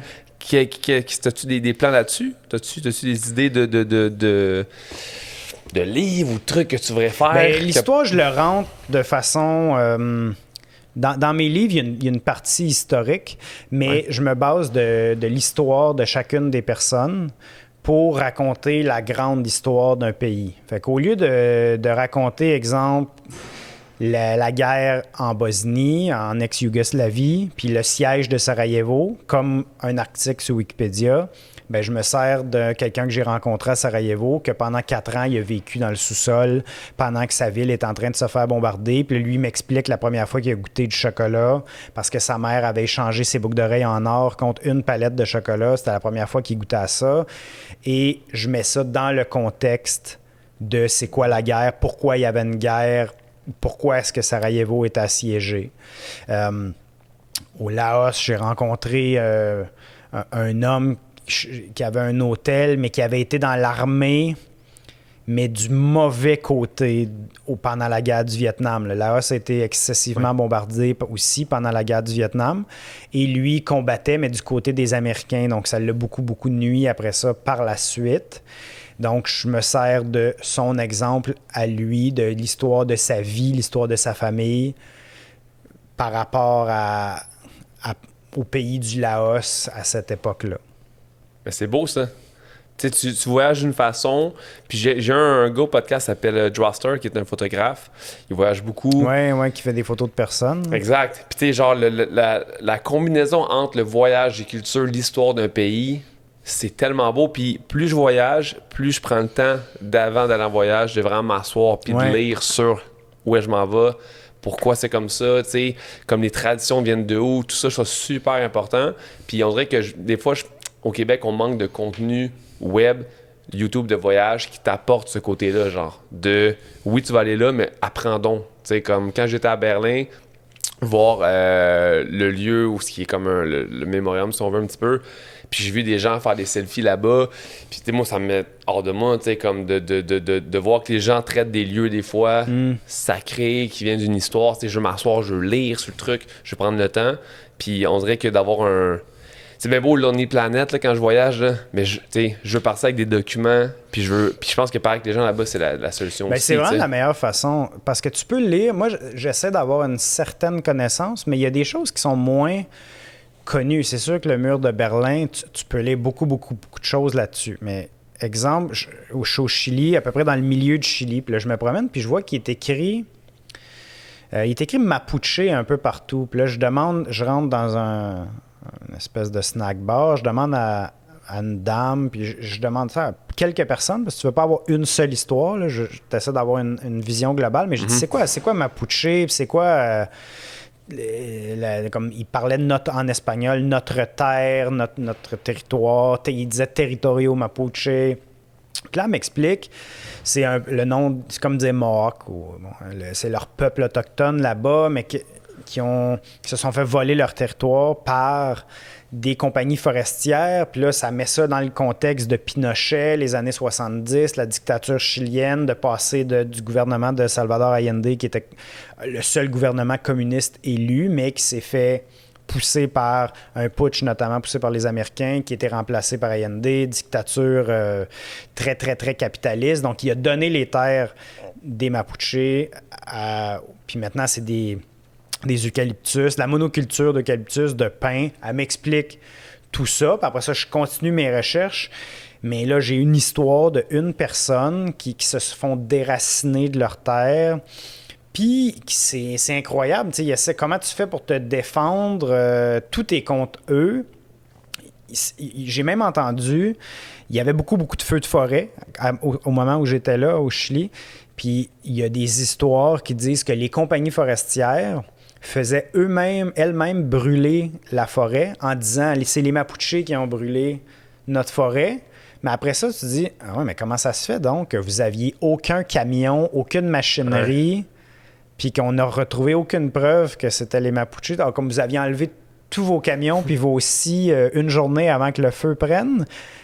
Mais les juges sont comme accoquinés avec les immenses forestières. C'est un des plus grands. Ça contribue beaucoup au PIB du pays. Ouais. Donc, c'est quand même ça si tu es juste à Santiago ou si tu vas dans le Calafate ou le Torres del Paine dans le sud, tu vois, waouh, c'est beau, mais tu verras pas ce côté-là du pays que le vélo peut t'apporter. Ouais, parce que tu as le temps aussi, tu prends le temps de t'arrêter. Mais tu sais, le moins possible de téléphone aussi. À ce temps, quand je voyage, je prends pas Google Maps, là. Tu sais, si je veux savoir où est tel endroit, le restaurant le plus près, je me force à le dire aux gens. Ouais, ben ça, oui, puis non, là, parce que ça dépend des pays. Oui, non, c'est clair, mais ça reste que je veux dire, tu sais, mettons, on est en Jamaïque, on est dans t'es vraiment pas à Montego Bay, là, plus le bas, on fait un peu le tour. Puis tu sais, on parle avec les gens directement, puis ils nous montraient où aller. Des fois... On se rendait à une place que finalement, c'était pas un resto pantoute. Je veux dire, ça arrivait, mais au moins, le fait de parler avec les gens directement, ça m'obligeait à ouvrir une discussion puis à parler. C'est ça. Peut-être qu'ils vont t'inviter chez eux. Ou, c'est ça, quand même. Mais il y a des pays que, là, je pense notamment à Chine, ils veulent jamais dire qu'ils le savent pas. Fait que des fois, tu dis, à quel endroit l'hôtel?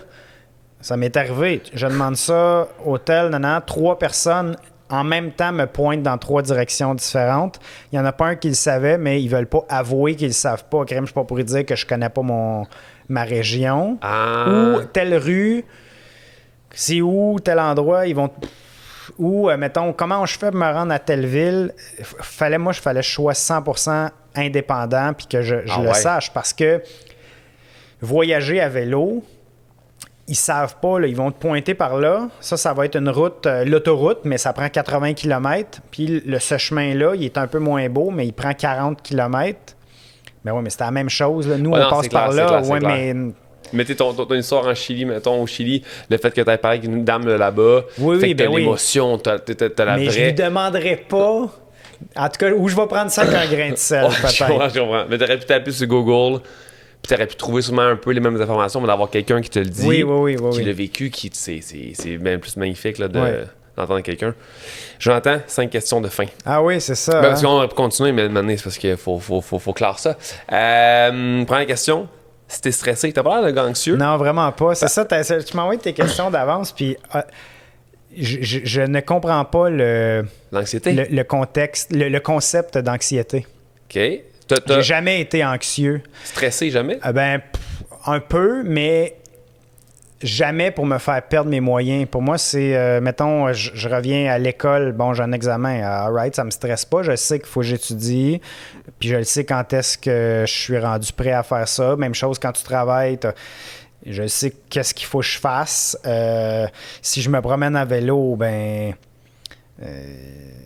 si j'aime pas le pays, je vais changer de pays. Il y a tout le temps une solution que tu n'as pas besoin de ça se peut que je sois un peu stressé, mais de là de dire je vais perdre mes moyens. Le moment le plus stressant de ton 40 000 km, tu te souviens ou même pas? Je sais même pas. Encore là, il y a un endroit où j'en parle aussi dans le premier livre, mais il y a quelqu'un qui voulait me tirer dessus. J'étais dans le milieu de nulle part au Kyrgyzstan, puis il me montrait une cuillère. En tout cas, je fais ça rapide, mais il voulait me tirer. Même là, je me disais logiquement, bon... Parce que cuillère, tirer les nestes, il manque un petit milieu. Veux-tu que je te le raconte? Tu peux faire ça. Tu parles d'une cuillère puis d'un AK-47. J'étais tanné d'être sur le chemin parce que ça devient agressant quand tu es en vélo et tu suis le chemin d'avoir tout le temps des autos qui te dépassent. Fait que là, j'avais pris un raccourci que je pensais que ça me prenait 2 jours. Finalement, ça montait à pic de même. J'avais pas d'oxygène. Il fallait que je tire mon vélo. Tout le monde me disait, cette route-là, c'est inaccessible. Tu seras jamais capable de faire ça en vélo. Mais partout dans le monde, les gens te disent, tu pourras... Il n'y a jamais un humain qui a fait 40 km en vélo, mais tu dis, je pense que j'ai des nouvelles pour toi, là, ça se fait, te promener en vélo. Finalement, cette route-là, effectivement, c'était pas accessible. Là, je traversais des rivières nu-pieds pour pas mouiller mes bas. Puis après ça, je les remettais, puis là, je montais, puis c'était très à pic, c'était boueux, il y avait de la neige. Bref, je montais. Je me retrouve dans le milieu de nulle part, là, entre 2 montagnes, puis il y a quelqu'un qui me bloque la route. Puis qui me dit « Viens prendre un café. » OK. Il me met la main sur l'épaule, puis il me force à venir, puis je laisse mon vélo prêt à partir dehors. Fait que là, je suis dans sa maison. Il me dit « Assis-toi. » Ça se passe en russe, là, mais je comprends à peu près ce qui se passe. Il me dit « Assis-toi. » Je dis « Je veux pas. » Il me dit « Là, tu vas t'asseoir. » Le gars, il avait l'air... Pas là. Manque d'aptitude sociale. « Assis-toi. » Il m'apporte du café, il m'apporte du sucre. J'ai dit, je veux pas de sucre. Il me dit, tu vas prendre du sucre. Il s'assoit à côté de moi, puis là, c'est là la fameuse cuillère, sort ça de sa poche. Il y a une petite pierre rouge dessus, puis il me dit, cette cuillère-là vaut très cher. Je sais pas si c'est vrai, je la vois du coin de l'œil. Il dit, elle vient de l'Inde. Si tu me la voles, je vais te tirer dessus.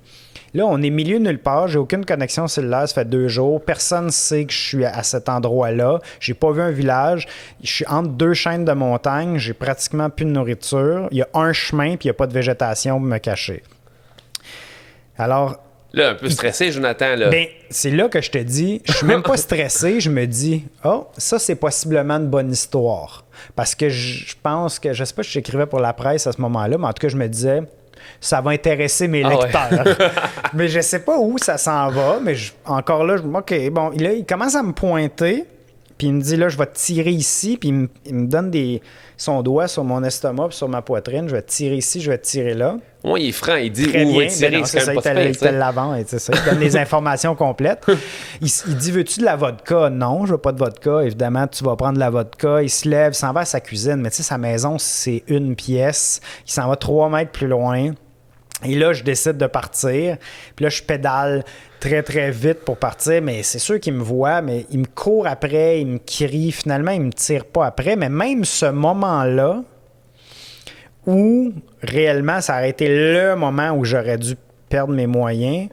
Et je pense que le courage, c'est un muscle. Je l'avais travaillé assez avant ça pour m'adapter à n'importe quelle situation. Puis je dis souvent, c'est pas parce que t'as peur que c'est dangereux, puis c'est pas le contraire. Ouais. l'autre bord, c'est pas parce que c'est dangereux, que nécessairement que tu vas avoir peur. Ça peut aller des deux bords. Puis au début du voyage, vu que j'étais pas habitué avec les bruits de la nuit, ben je pouvais avoir peur d'une marmotte. Puis vers la fin du voyage, il y a un puma qui a mis sa patte directement sur ma tente. Je me suis même pas réveillé. Puis je l'ai vu le lendemain, la trace, puis il avait tourné autour de ma tente. Puis les gens m'avaient dit, faire attention, à cet endroit-là, il y a des pumas. Puis ça, moi, j'avais mis mes bouchons pour me faire déranger. Là. Fait que, le stress, je pense, c'est ce à quoi tu es habitué. Ouais. Puis on s'habitue finalement à tout comme un travail. Fait que t'as pas de réponse à ma question, c'est ça? Ben oui, mais tu sais, ma réponse, c'est, mettons, faire... Je pense que c'est pour tout le monde. Faire du sport te donne des hormones. Moi, j'adore faire du vélo de montagne, ou globalement faire du vélo, forcément. Mais particulièrement du vélo de montagne quand je suis ici. Et ça me fait que je me sens mieux. Puis aussi jouer de la musique, guitare ou piano. Mais... je peux pas dire que c'est pour le stress, c'est plus un hobby personnel. Puis je remarque que ça a un effet apaisant. Ben, tout ce qui est artistique, je pense, développe une... Tu sais, le sport, c'est bien, mais on voit que quand tu crées quelque chose qui est artistique, ça développe une partie de ton cerveau et tes émotions que tu peux pas décrire. Mais l'écriture doit te faire ça aussi un petit peu. Non, l'écriture, c'est très, très, très difficile. Ça demande beaucoup d'énergie. Ouais, c'est le truc le plus difficile que je fais. T'sais, mettons, pour moi, faire une vidéo, ça m'apaise. Écrire, ça me draine. OK. Écrire un livre, là, je suis en train d'écrire... écrire un livre personnel, parce que j'ai écrit aussi pour Ulysse ou pour Vélomag. Mais Vélomag, c'est un peu plus personnel, mais Ulysse, c'est les guides de voyage. C'est moins... Je livre pas mes émotions là-dedans, c'est plus itinéraire, c'est plus technique. Mais mes propres livres, souvent tu te demandes, est-ce que c'est intéressant? Chaque mot est important. Ouais. Comment je décris les odeurs? Puis tu veux pas que ça soit trop technique. Puis en tout cas, je pense que le montant de travail que j'ai mis dans le premier tome, c'est pour ça que ça a si bien fonctionné. C'est un livre à succès, c'est un best-seller, mais faut constamment, tu te demandes, est-ce que c'est intéressant pour moi? Il faut que ça soit vraiment intéressant pour moi pour que ça soit intéressant pour les autres. Mais c'est comme si tu écris une chanson, il faut que tu la trouves bonne pour que les gens la trouvent bonne également. Okay. C'est très, très... Pour moi, là, écrire un livre, c'est comme si tu avais tous les mots en avant de toi. Puis en plus, j'invente même pas des histoires. C'est des histoires qui me sont arrivées. Donc les histoires sont là, les mots sont là. Il faut juste que j'aille piger les bonnes parties, que je mette ça ensemble, que je fasse un début, un développement, une fin, un chapitre qui se tient, qui ait des images, qui ait des couleurs, des gens intéressants, des personnages, pour que chaque chapitre t'aille le goût de passer. Est-ce que des fois, quand tu écris, tu te rends compte que ce que tu as écrit comme chapitre, comme histoire, n'est pas à la hauteur de ce que tu as senti sur le moment? Bien, on écrit toujours plus long. Je me souviens plus c'était qui, il y avait un auteur qui avait écrit, je sais pas, comme 19e siècle, je pense, mais il avait écrit « Pardonne-moi la longueur de cette lettre, je n'avais pas le temps d'en écrire une plus courte. » Wow! Puis écrire, c'est ça, c'est que t'écris ton histoire, 5000 mots. Okay, c'est énormément trop long, il y a trop de détails, il y a des mots qui servent à rien, je perds le lecteur. Puis j'essaie que chacun de mes chapitres soit autour de 1000 mots. Des fois, ça veut dire séparer des histoires. Des fois, ça veut dire couper des parties. Simplement dire en moins de mots la même chose. Donc, le premier jet, puis après ça, réviser. Des fois, il y a des gens qui me disent « J'ai vraiment beaucoup aimé ton livre. » Alors, je dis « je le sais pour l'avoir lu 45 fois. » Moi aussi, je le trouve bon, mais c'est parce que la révision, c'est ça. Écrire, c'est réécrire. C'est réviser. Demander à quelqu'un d'autre, te faire dire, d'avoir un point de vue extérieur. Quand la personne te dit, quand tu écrivais ça, est-ce que c'est ça ou c'est ça que tu voulais dire? Le but, c'est pas de répondre à cette personne-là. Si elle pose la question, c'est parce que c'est mal écrit. Mm-hmm. Donc, moi, dans ma tête, c'était clair, mais ça veut dire que pour quelqu'un d'autre, c'était pas clair. Fait que, comment je peux reformuler ça? Puis là, il faut que pratiquement je le montre à un autre lecteur qui lit pour la première fois. Parce que l'autre est trop tard, c'est ça, il l'a déjà lu. Parce que là, il sait comment c'était écrit. Donc là, il y a un indice de ce que je voulais dire. Mais c'est tout le temps, il faut que ça soit clair du premier coup. Des fois, on lit des choses. puis t'es rendu aux 3/4 du paragraphe, puis là, tu dis, je me rappelle plus c'était quoi le début du paragraphe. Tu reviens. Mauvaise écriture. Ça veut dire que ton paragraphe, ta phrase est trop longue. Moi, j'essaie que ça soit le plus... Pas le plus simple possible. C'est pas un livre pour enfants, mais que ça soit... Oui, que ça soit simple à lire, court, que tu dis l'histoire dans pratiquement le moins de mots possible. OK. Question numéro 2. Oui. C'est un podcast dans le but d'inspirer qui t'invite. Oui, ben on a touché un peu dans ce que je te raconte, que le but, moi, de mes voyages, de ce voyage-là en vélo, on n'a même pas parlé de la route verte, mais c'est la même chose. La route verte, le bon monde de la route verte, ça le dit, le bon monde. Moi, je pense que tout le monde a une bonne histoire à raconter. Tous les adultes que je rencontre, des fois, tu dis, on n'a rien en commun. On a toujours quelque chose en commun. Tout le monde a une bonne histoire. Ouais. Des fois, c'est une histoire à laquelle eux ne pensent pas et que ça te prend un peu de temps à aller chercher. Mais n'importe qui, je pense, c'est juste que peut-être qu'il faut qu'on parle 2 heures pour se rendre là. Ouais. Et j'étais resté au Chili chez quelqu'un que j'avais rencontré au Vietnam. Ça faisait, je pense, 2 semaines que j'étais chez lui. Puis là, on parle. Il sort de la douche, je le vois en bedaine. Je dis, non, t'as vraiment une grosse cicatrice sur la poitrine. Mais là, ça fait... J'habite chez lui, là, puis on a parlé de plein de choses. Ah ouais, ça, c'est quand je me suis fait poignarder dans le cœur. Quoi? Ouais. Pourquoi c'est pas la première chose que tu m'as conté à la place de me parler que tu fais du crossfit? T'es comme cette histoire-là est unique, ça n'a pas de bon sens. Oui. Puis il dit, ouais, mais là, ça fait partie de ma vie. Là, ça, je passe pas mon temps à raconter cette histoire-là. C'est que puis il me raconte ça quand je me promenais. Poignardé dans le cœur. Oui, c'est pas genre, hey, j'ai reçu un poignard dans la cuisse à limite. Ou non. Il s'est réveillé. Il a embarqué dans un auto. Le gars, il voulait, c'était à Santiago, au Chili. Il y a quand même. Ça doit faire 20 ans de ça maintenant, mais il dit, je m'en allais à la fête à ma grand-mère, puis nanana, puis quelqu'un voulait me voler mon vélo. Puis là, j'étais là, moi, je suis en vélo à Santiago. C'était la première chose que tu aurais dû me dire. Puis là, le gars, il a un gros couteau, puis il a arrêté une auto. Puis là-bas, à cause de Pinochet, ils n'ont pas un système de santé national au Chili. Tous les hôpitaux, toutes les universités, c'est privé. Fait que là, quand tu es blessé ou que tu es malade... Lui, avant de perdre connaissance, la dame qui arrête, là, lui, pisse le sang, la dame lui dit « Quel hôpital? » Parce qu'il y a une assurance juste pour un hôpital. Impossible.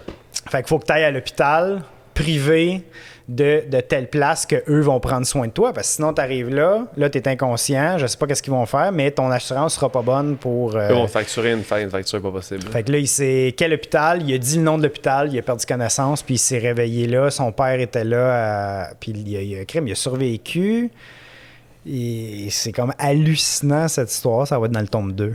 Mais je pense que tout le monde a des folles histoires à raconter. Oui, c'est ça. Ah ouais, ben là, j'ai pas répondu à ta question, mais la réponse, c'est, je pense que j'inviterais n'importe qui, puis c'est exactement ce que je fais dans mes livres à travers le monde. La route verte au Québec, je rencontre des gens. Des fois, j'organise des rencontres pour...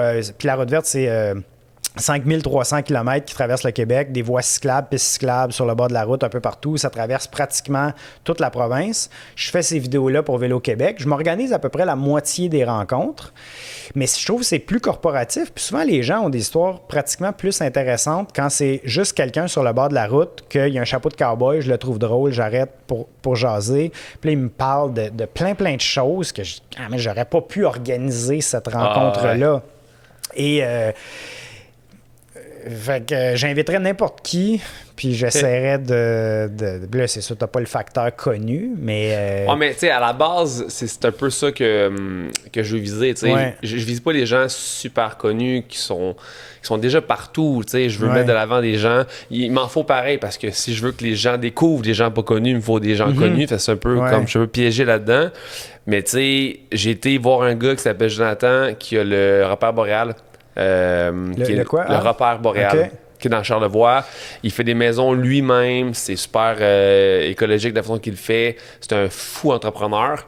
Puis on m'a invité chez lui pour souper. Puis sur le fly, je fais toi, la semaine prochaine, t'as-tu du temps? On se fait un podcast, là. T'es vraiment nice, tu sais. Fait que je peux prendre des gens comme ça directement sur le fly quand ça me chante puis quand je vois que la personne est vraiment intéressante, tu sais. Sauf que c'est ça. C'est le facteur pas connu qui est comme... que je me fous un peu. Mais je pense c'est que les rencontres humaines que je fais qui sont incroyables. On se rejoint peut-être là-dessus, mais c'est que si à un moment donné, tu proposes toujours des bonnes histoires aux gens, à un moment donné, ils vont te faire confiance. Exact. Je ne connais pas cette personne. Mais s'il l'invite. Mais j'ai confiance en Michael, j'ai confiance en Jonathan que ça va être quelque chose d'intéressant, qui va m'apprendre quelque chose, qui va me divertir. Ouais. Je vais essayer de garder peut-être l'œil plus ouvert. L'oreille, pour voir qui que je pourrais inviter des fois sur le fly, puis juste y aller. Puis pas trop penser à qu'est-ce qu'il a fait, c'est vraiment extraordinaire. Juste inviter des gens plus moins connus. Ça pourrait être une bonne idée. Troisième question, livre ou film que t'aimes, que tu peux... Non, une autre réponse. Là, Jonathan, réponds-moi à une question si... Pour vrai, j'ai une autre réponse plate. Il n'y a rien... Que tu écoutes 2 fois. Je pense que j'ai écouté... Ben, à part des trucs classiques, comme, mettons, il y a Lord of the Rings ou Rings et Back to the Future, mais ça, c'est juste parce que ça passe. Tu sais, quand on était jeune, ça passait à TVA, particulièrement Retour vers le futur, là, ça passe à chaque année. Tu sais, c'est que je pourrais te répondre Jésus de Nazareth. Pas parce que je suis un fan de Jésus de Nazareth, c'est juste quand j'avais 8-9 ans, ça passait à chaque année. Clairement, tu lis beaucoup. Oui, mais jamais 2 fois la même chose parce que je me nourris d'apprendre des nouvelles choses. Et moi, si je l'ai lu une fois, je m'en souviens. OK. Dans la dernière année, qu'est-ce que tu as lu que je devrais lire? Là, écoute, ce que tu devrais lire, c'est non pertinent parce que moi, je lis beaucoup de trucs maintenant ces dernières années sur des je vais dire, géographiques. J'aime beaucoup les cartes. J'ai lu quelques livres qui se lisent assez bien. Mettons,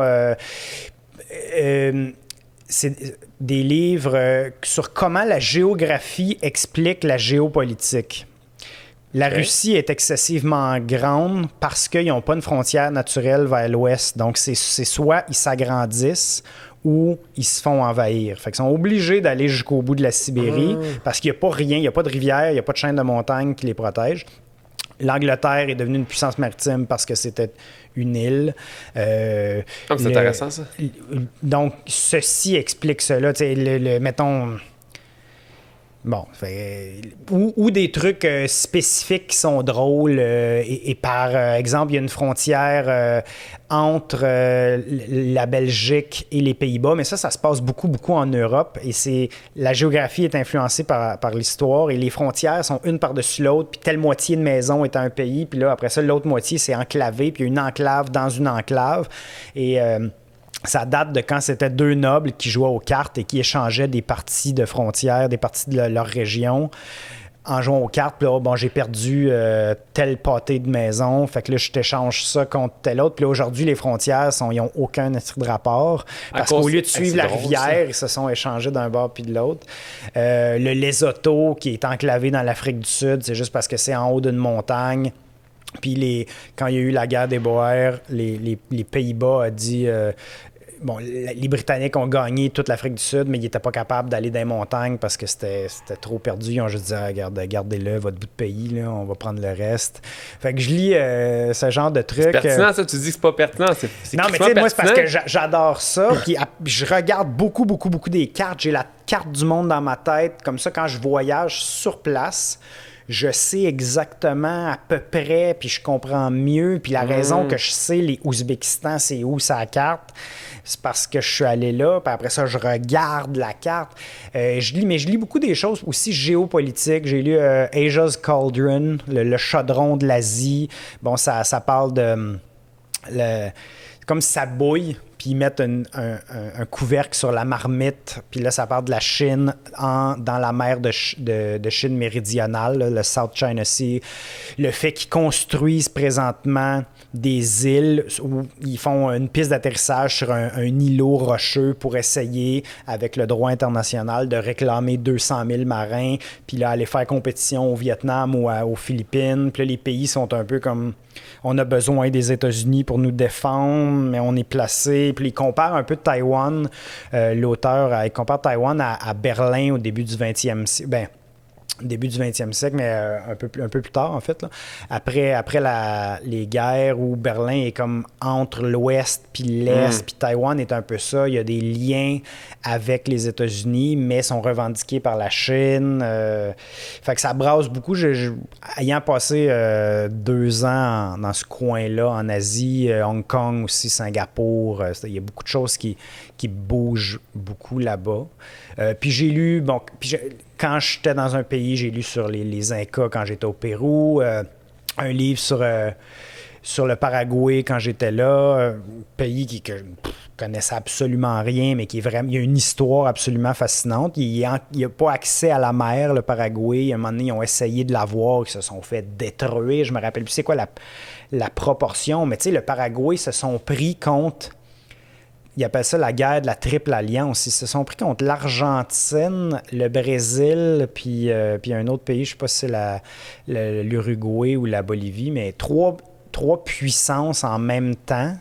Ils se sont fait défoncer. Je pense qu'il y a comme le tiers des hommes dans le pays qui sont morts pendant cette guerre-là. Puis après ça, ils ont eu une autre guerre où ils se sont fait anéantir encore une fois. Fait que ça a encore des impacts aujourd'hui sur eux.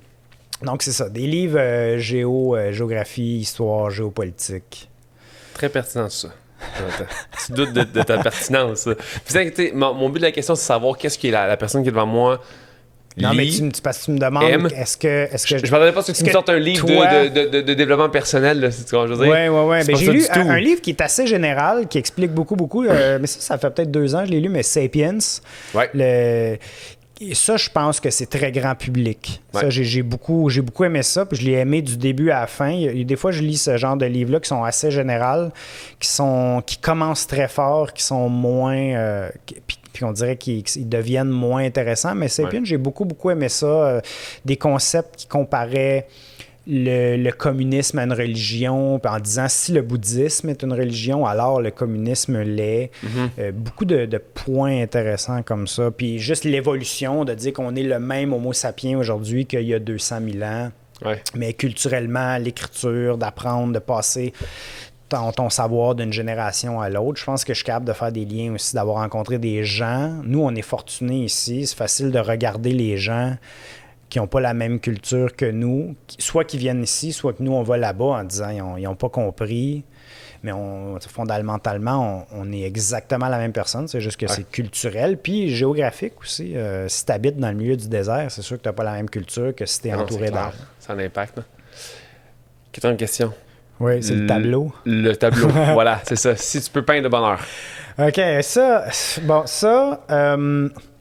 quelque chose d'assez abstrait. Moi, les peintures, les tableaux, j'aime beaucoup des gros traits à la spatule parce que c'est pas complètement en détail. Ça laisse un peu place à l'imagination. J'aime ça quand les couleurs sont pas nécessairement fidèles à la réalité parce que je pense que c'est ça qui distingue le tableau d'une photo, par exemple. Et d'avoir un ciel jaune ou des arbres rouges, mais qu'avec les formes ou les contrastes, tu es capable de voir. Et pour moi, le bonheur, je pense que dans ce tableau-là, ça serait de l'eau, des arbres, des montagnes. Ici, on a une géographie qui est absolument... C'est pas unique, mais c'est une chance exceptionnelle d'avoir la nature si près et une nature qui est vivable. Parce qu'il y a beaucoup de gens sur la planète qui n'ont pas de végétation qui les entoure. Puis quand tu n'as pas de végétation, il y a du sable partout, puis ça rentre dans la maison, c'est tout le temps sur toi. Et c'est beau. C'est apaisant de regarder des arbres. Mais après ça, il y a des pays où la végétation, ça t'attaque pratiquement. Si c'est t'es dans une jungle, c'est pas apaisant une jungle. C'est pas comme une c'est pas comme une forêt ici là, dans Laurentides ou toutes les régions qu'on peut avoir. Des rafales de vent à 120 km/h, justement, des températures pas du de tout moins apaisant 65. comme environnement, mais l'eau c'est apaisant. La nature, moi personnellement, j'aime les montagnes. Il y en a que les vagues, où la mer va les apaiser, mais un petit lac moins. Puis je ne mettrais pas de présence humaine dans ce tableau-là. Parce que je trouve que ça brise. Ici, on le remarque pas, là, mais la majorité de la planète, c'est agressant tellement que c'est pollué, tellement qu'il y a des déchets partout. Fait que j'enlèverais ce côté-là dans mon tableau de bonheur. OK, très beau. Alors que, étrangement, je rencontre des gens partout, mais c'est en petite quantité. L'impact est moins grand. Exact. Dans la question, 60 secondes. Tout le monde écoute, j'entends. Ouais. Bérois, qu'est-ce qu'on entend? J'aurais rien à dire. T'aurais rien à dire? Non, parce que... Mais tu viens 2 heures au podcast parler, mais t'aurais rien à dire en 60 secondes. Oui, mais je ne raconterai pas ces histoires-là à 100% de la planète dans toutes les... Je pense que tout le monde, on a chacun un passé, un présent, des options qu'on peut faire. Mais je vais raconter mes histoires différemment d'une personne à l'autre. Parce que je peux pas arriver dans le milieu de quelqu'un qui m'a invité dans sa maison puis qui habite sur la terre battue, puis en disant... En tout cas, on est vraiment chanceux au Canada parce que notre nature est vraiment belle, puis on peut faire ce qu'on veut, puis...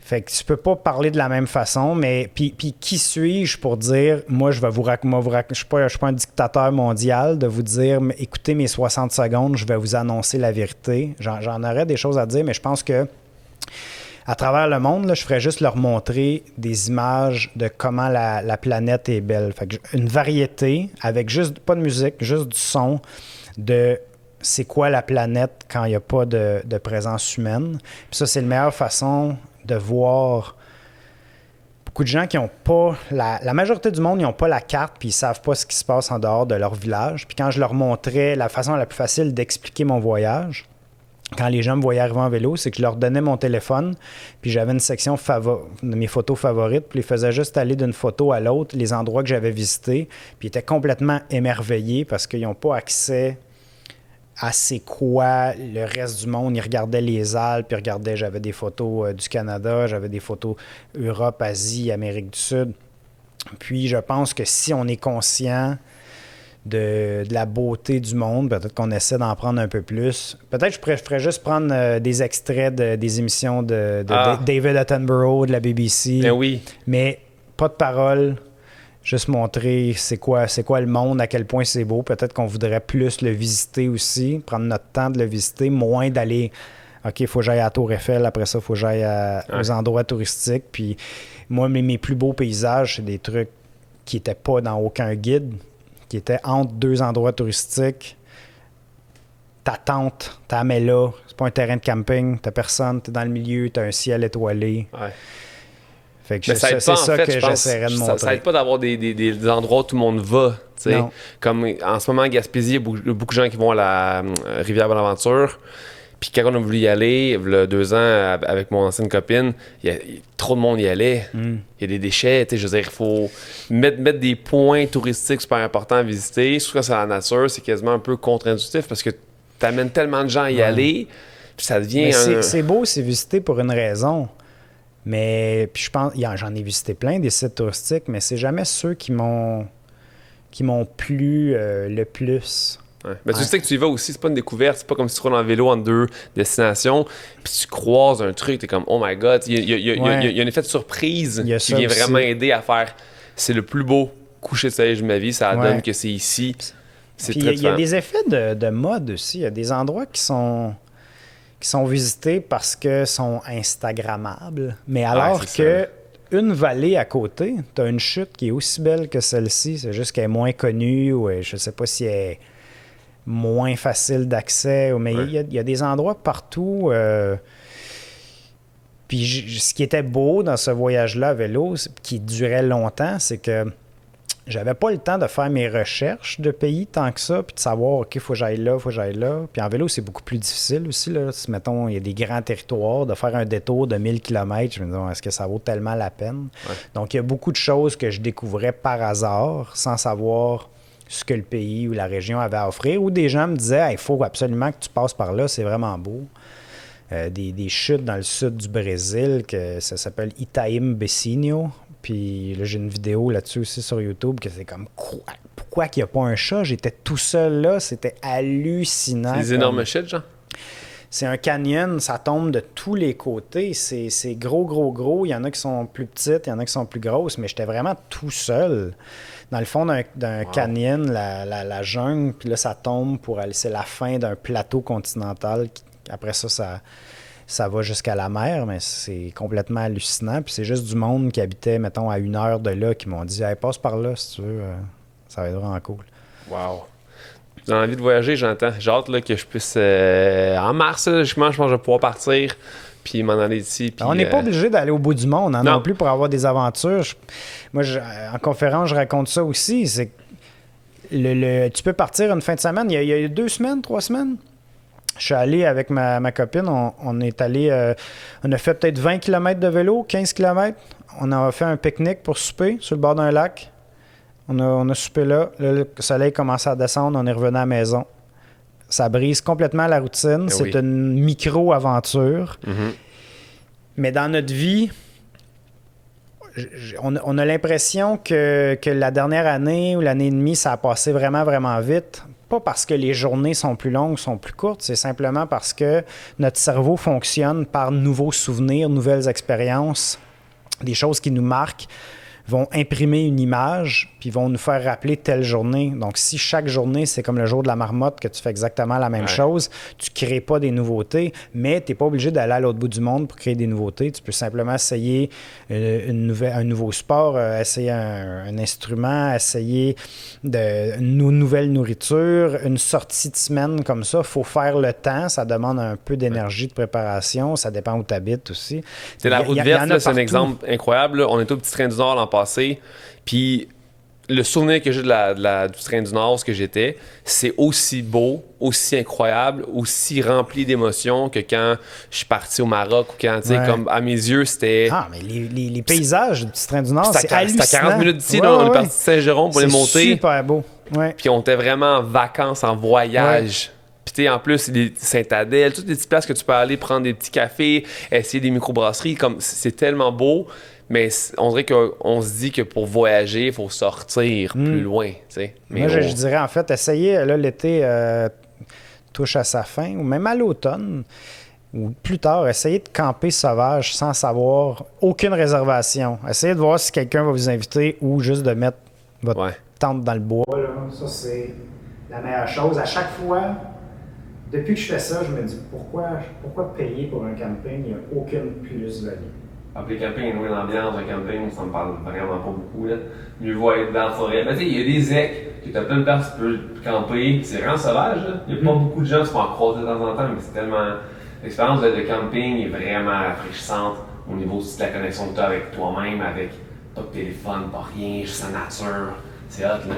Vraiment hot. Jonathan, ça me fait plaisir. Merci beaucoup. Merci d'avoir été là. Puis je te souhaite ton nouveau. Hey, 32 personnes étaient sélectionnées sur 300 000, tu veux dire? 315, ils en ont choisi 12. 12? 315 000?